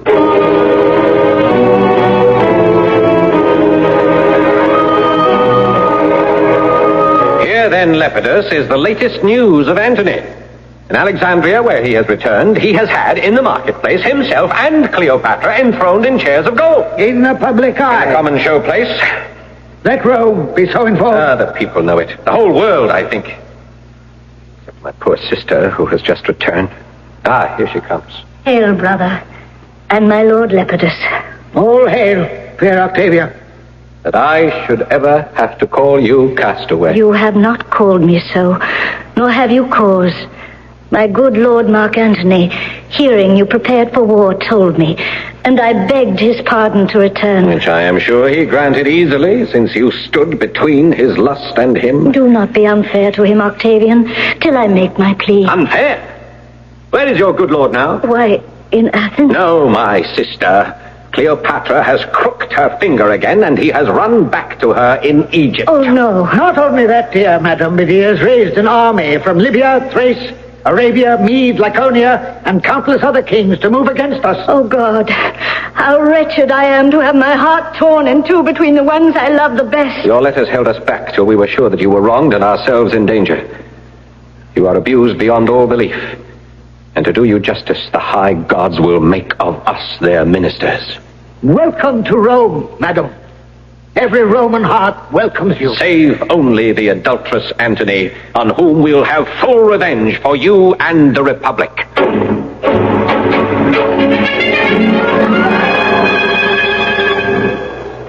Enobarbus, why do you object to my presence at the camp? I think only of Antony. If you thought upon my lord alone, you would not be here to take from his heart, take from his brain. He is already traduced in Rome. where it is said that Cleopatra and her maids managed this war. Sink Rome. May the tongues of those who speak against us rot to the roots. I bear a charge in this war. As leader of my kingdom, though I am not a man, I will not be left behind. Now, I'll say no more. Here comes the Emperor. How in the gods could Octavian have cut the Ionian Sea so fast, eh, Anabarbus? Have you heard of this, my sweet? Quickness is never more admired than by the negligent. A good rebuke, my love. So, I will take your advice and meet him by sea. Why? Because he dares us to it. So have you dared him to single combat. What does not suit his advantage, he shakes off, as you should. I have 60 ships to help by sea. But our ships are poorly manned by muleteers, reapers, anything we could impress for crews. We'll fight by sea. You throw away the advantage we have by land. Don't risk your battle-tested troops to rotten planks and foreign shells. We'll fight at sea, and then if we fail, we can do it by land. Lepidus? Yes, Octavian. Remember, do not strike by land. Hold your positions and do not provoke battle till we have done at sea. You know our plan. Our fortune lies upon this jump.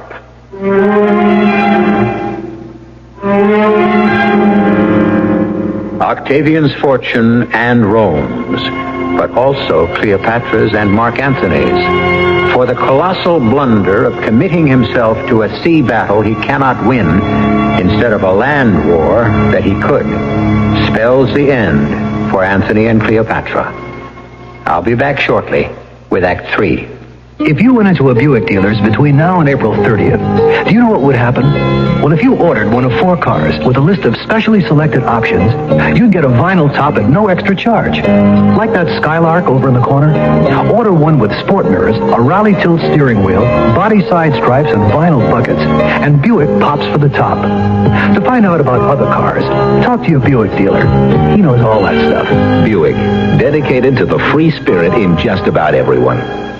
Hi, this is Tony Marvin for the National Leukemia Association. Please remember this name, Project Research. Join me and get on a winning team, because it's only through research that a breakthrough can be made. Throw your knockout punch against leukemia. Send your tax-deductible donation today to Project Research, care of the National Leukemia Association, Box 3039, Garden City, New York. Our thanks to you for Project Research. You know, traditionally, credit has been a man's realm. But today, as more women become part of the workforce, they are realizing the need to establish their own credit identity. And this is Gene King of the Council of Better Business Bureaus with a few tips for women who wish to establish a credit rating. First of all, open a checking and or savings account in your own name, even if you already have a joint account with your husband. Apply for and use at least 2 credit cards.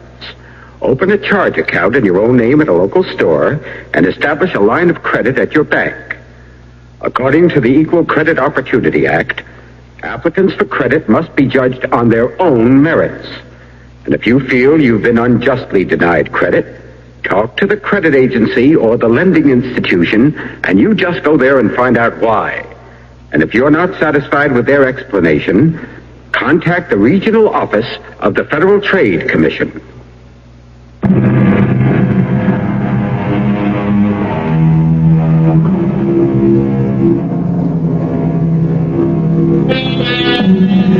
From the shore, with the rear guard of the once great land army that Antony might have led in a triumphant march on Rome, Enobarbus watches in dismay as his worst fears are more than realized.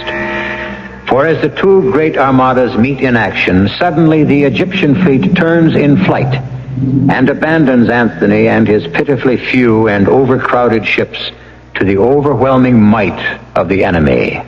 Oh, gods, I can look at it no longer. All 60 of the Egyptian ships turned rudder and in flight.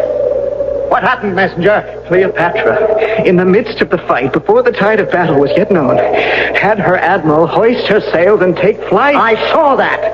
But the rest? When once the queen's ship turned, the others followed.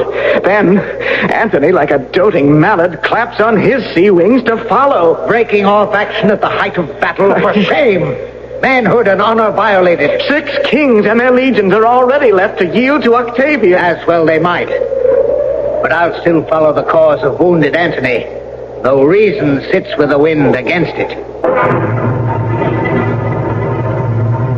Sweet Antony, forgive my fearful sails. I little thought you would have followed. Egypt, you know full well my heart was to your rudder tied, and by its strings would you tow me after you. Now all is lost, and it is you who have betrayed me, sold me to this novice, triple-tongued deceiver. My heart from now on only wars with you, and when I am revenged upon your charm, then all is over.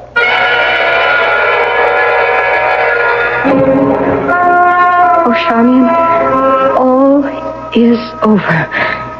I have lost my love. Antony still lives. But Cleopatra does not. No longer in his heart.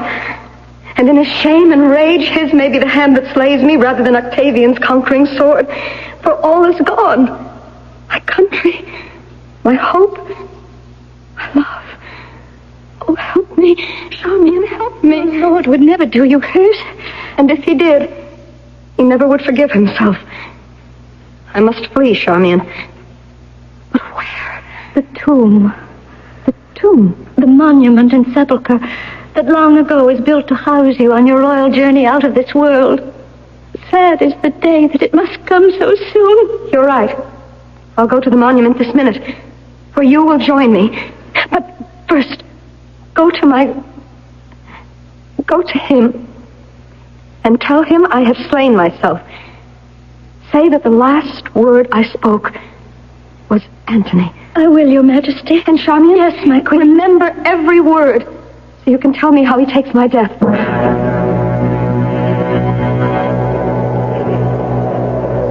My captain, the wind is heavy. I wish my heart were not. I made these wars for Egypt, and the queen whose heart I thought I had, for she had mine.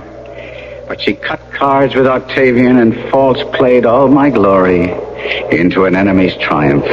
No, Enobarbus, no, it's not worth tears. All that is left me is to end myself. My Lord Antony! What, her serving woman? Away, mistress! Your vile queen has robbed me of my sword. No, my lord. My mistress loved you, and all her fortunes were wrapped up in you. Away, I said, away. She's betrayed me and shall die for it. Death can be bought only once, and already by her own hand she has paid for it. The last she said was, Antony, most noble Antony. Dead. Cleopatra dead. Unarm, Enobarbus. The long day's task is done, and I must sleep. Leave us, mistress, and count the fact that you take your life with you a richer reward than you deserve. I will overtake you, Cleopatra, and weep for my pardon. So it must be, for all life is torture. Since the torch is out, why lay it down and look for rest? I come, my queen. Oh, stay for me, and hand in hand, where souls walk on some flower-strewn strand, we'll count the world well lost. Enobarbus. What do you want of me, Antony? I've lived in such dishonor these last hours that the gods detest my baseness. I, that with my sword courted the world and owned the seas, condemn myself for lacking even the courage of a woman. My mind less noble than hers, who has already said by her death to Octavian, you are no conqueror, I am the conqueror of myself. You are sworn as my lieutenant, Enobarbus. Don't ask me. When the time has come that I have failed my command and my honor... No, Antony, I beg you. Upon my command, you will then kill me. Draw your sword. The time is here. My captain... Pardon me, and do not ask me. You won't wound me. It is Octavian you defeat. With a wound, I must be cured. I command you, draw your sword. Then turn your back on me. I cannot look you in the face. So, there. My sword is drawn. My captain and my emperor, before I strike this bloody stroke, farewell. Farewell. Old friend and comrade. Farewell, great chief. earmarks. Oh, no. Falling on your own sword. So did I escape the sorrow of Antony's death. 3 times as noble as I. Oh, you teach me, valiant Enobarbus, what I should have done, and you could not. My queen and you, by your brave instruction, have taught me well. Now I will be a bridegroom in my death and run to it as to a lover's bed. Enobarbus, your master dies your pupil, as I learned from you.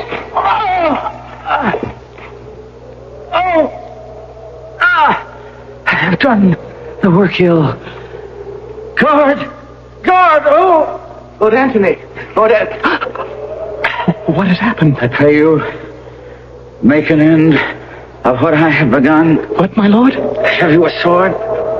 Then draw it and strike me till I die. Oh, most absolute lord, I cannot.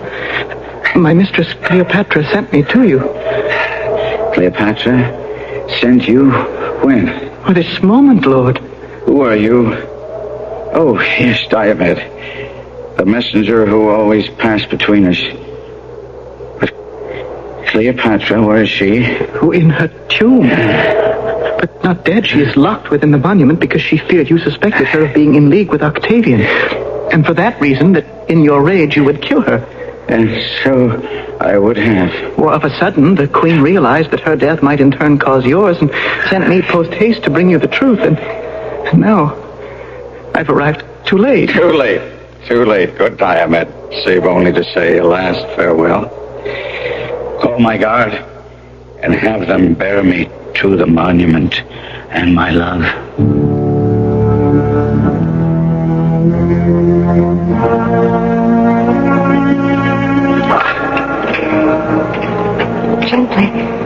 Gently put him down. Oh, Anthony. Peace, love. Now leave us all. Save you, Charmian. Stand aside a little. Yes, Your Majesty. Yes, Your Majesty. Do not warn me. It is not Octavian's valor that's defeated me, but Antony's which has triumphed over itself. And so it should be. That none but Antony should conquer Antony. I'm dying, Egypt. Dying. Only here I will hold off grim death a little while, till I can lay the last of 1,000 kisses on your lips.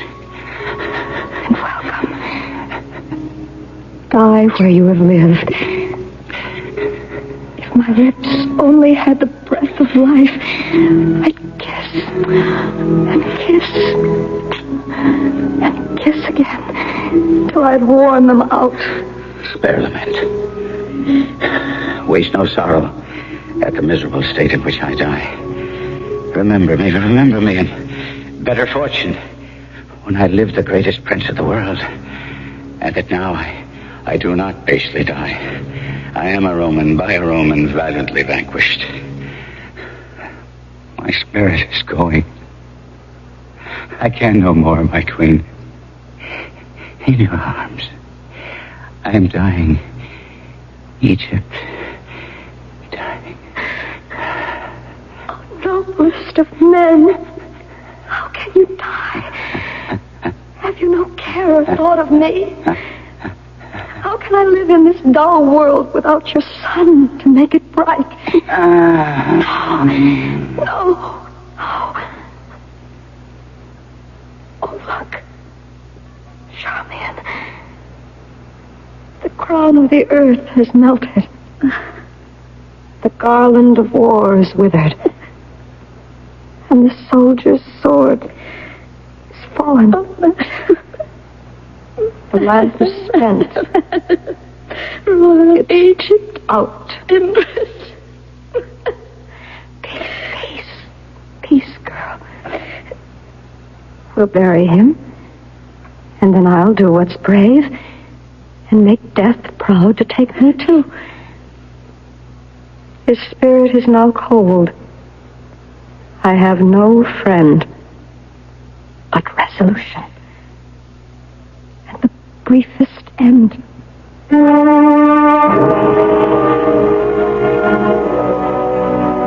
So, Charmian, have you brought that dread serpent of the Nile? Hidden in this basket of figs, so that I could smuggle it past the Roman guard that holds you prisoner here. Have a care with that pretty worm. He pains not, but his bite is death. Hand him to me. Your Majesty. Hush. Now, give me my robe. Put on my crown. I have immortal longings in me. I seem to hear Antony call. I see him rouse himself to praise my noble act. Husband, I come. My courage will prove title to that name. I am fire and air. My other elements I leave to baser life. So, have you done? My queen is all attired. Come then. Take the last warmth of my lips. Farewell, kind Charmian. Now, be tender, asp. With your sharp fangs, this intricate knot of life, untie. Poor venomous fool, be angry and be quick. Dissolve thick clouds and rain, that I may say the gods themselves are weeping. Hush. Hush. Do you not see the baby at my breast that suckles the nurse to sleep? As sweet as balm, as soft as air, as gentle. Oh, Antony, Antony, I am come home.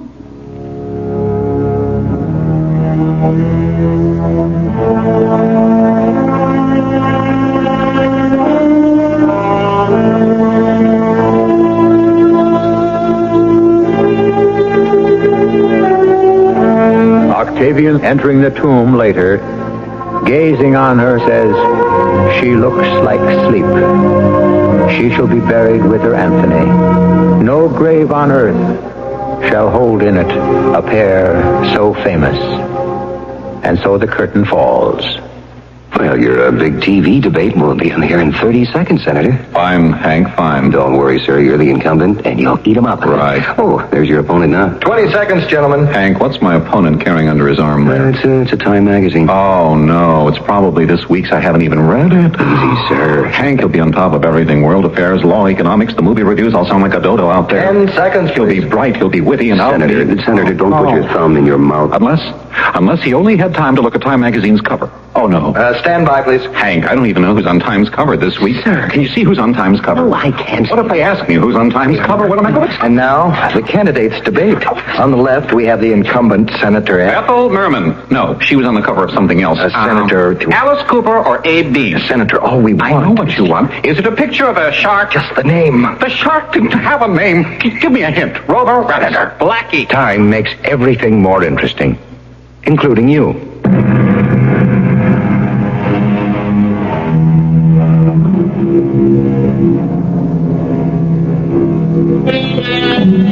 This completes our week's cycle of Shakespearean tragedies. I hope you've enjoyed them. He was a master storyteller as well as a great poet. William Shakespeare is someone entitled to the profoundest respect, but he also has the right to be listened to with understanding and enjoyment. All liberties taken with the original scripts were merely to illuminate the characters and clarify the plots. After all, this week was the 412th anniversary of his birthday, and manners, language, and the way of the world have changed quite a bit. But beneath the veneer, men and women haven't. I hope Mr. William Shakespeare has had full chance to make himself understood. Our cast included Kevin McCarthy, Lois Nettleton, Carol Teitel, Robert Dryden, Russell Horton, and Paul Hecht. The entire production was under the direction of Hyman Brown. And now, a preview of our next tale. What about the police? Yeah, the police. They said they didn't know what I was talking about. Well? Frank, that's what's funny. I'm not allowed to talk to the cashier, and nobody else in the bank, including the security guard, would even speak to me. And the police, they just smiled and told me to run along. What goes on out there? It's a tight little community, that's what goes on. And no hard-nosed reporter's going to loosen it up. I don't believe it. I'll find somebody who'll spill the beans. Yeah, in your face. Why do you keep saying things like that? Because, dummy, if you become an annoyance to the three elders who run the place, you just might join those two hold-up guys your heart bleeds for. You're scared, aren't you, Frank? For your sake. Yeah. Radio Mystery Theater was sponsored in part by Time Magazine. This is E.G. Marshall inviting you to return to our Mystery Theater for another adventure in the macabre. Until next time, pleasant dreams.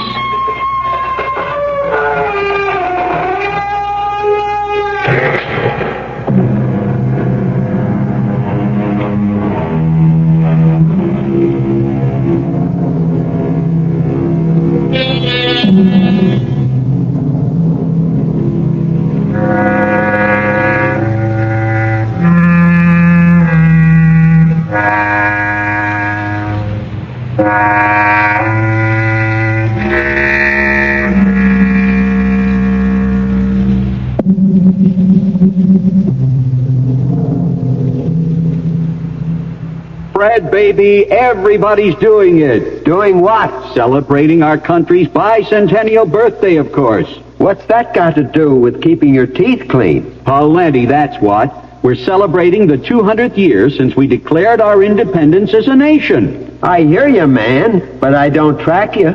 Well, figure it out yourself. One of the best ways to do this is to declare your independence from dental disease. I track you now, Sid. That's right. Dental disease can be a big pain, and who needs that? I'm Dr. John Tabak, president of the American Society of Dentistry for Children, and ASDC is asking children everywhere throughout this wonderful land of ours to say Happy Birthday, USA, by brushing and flossing the plaque from their teeth. Plaque can lead to dental disease, and a happy, healthy nation must be free from that, too.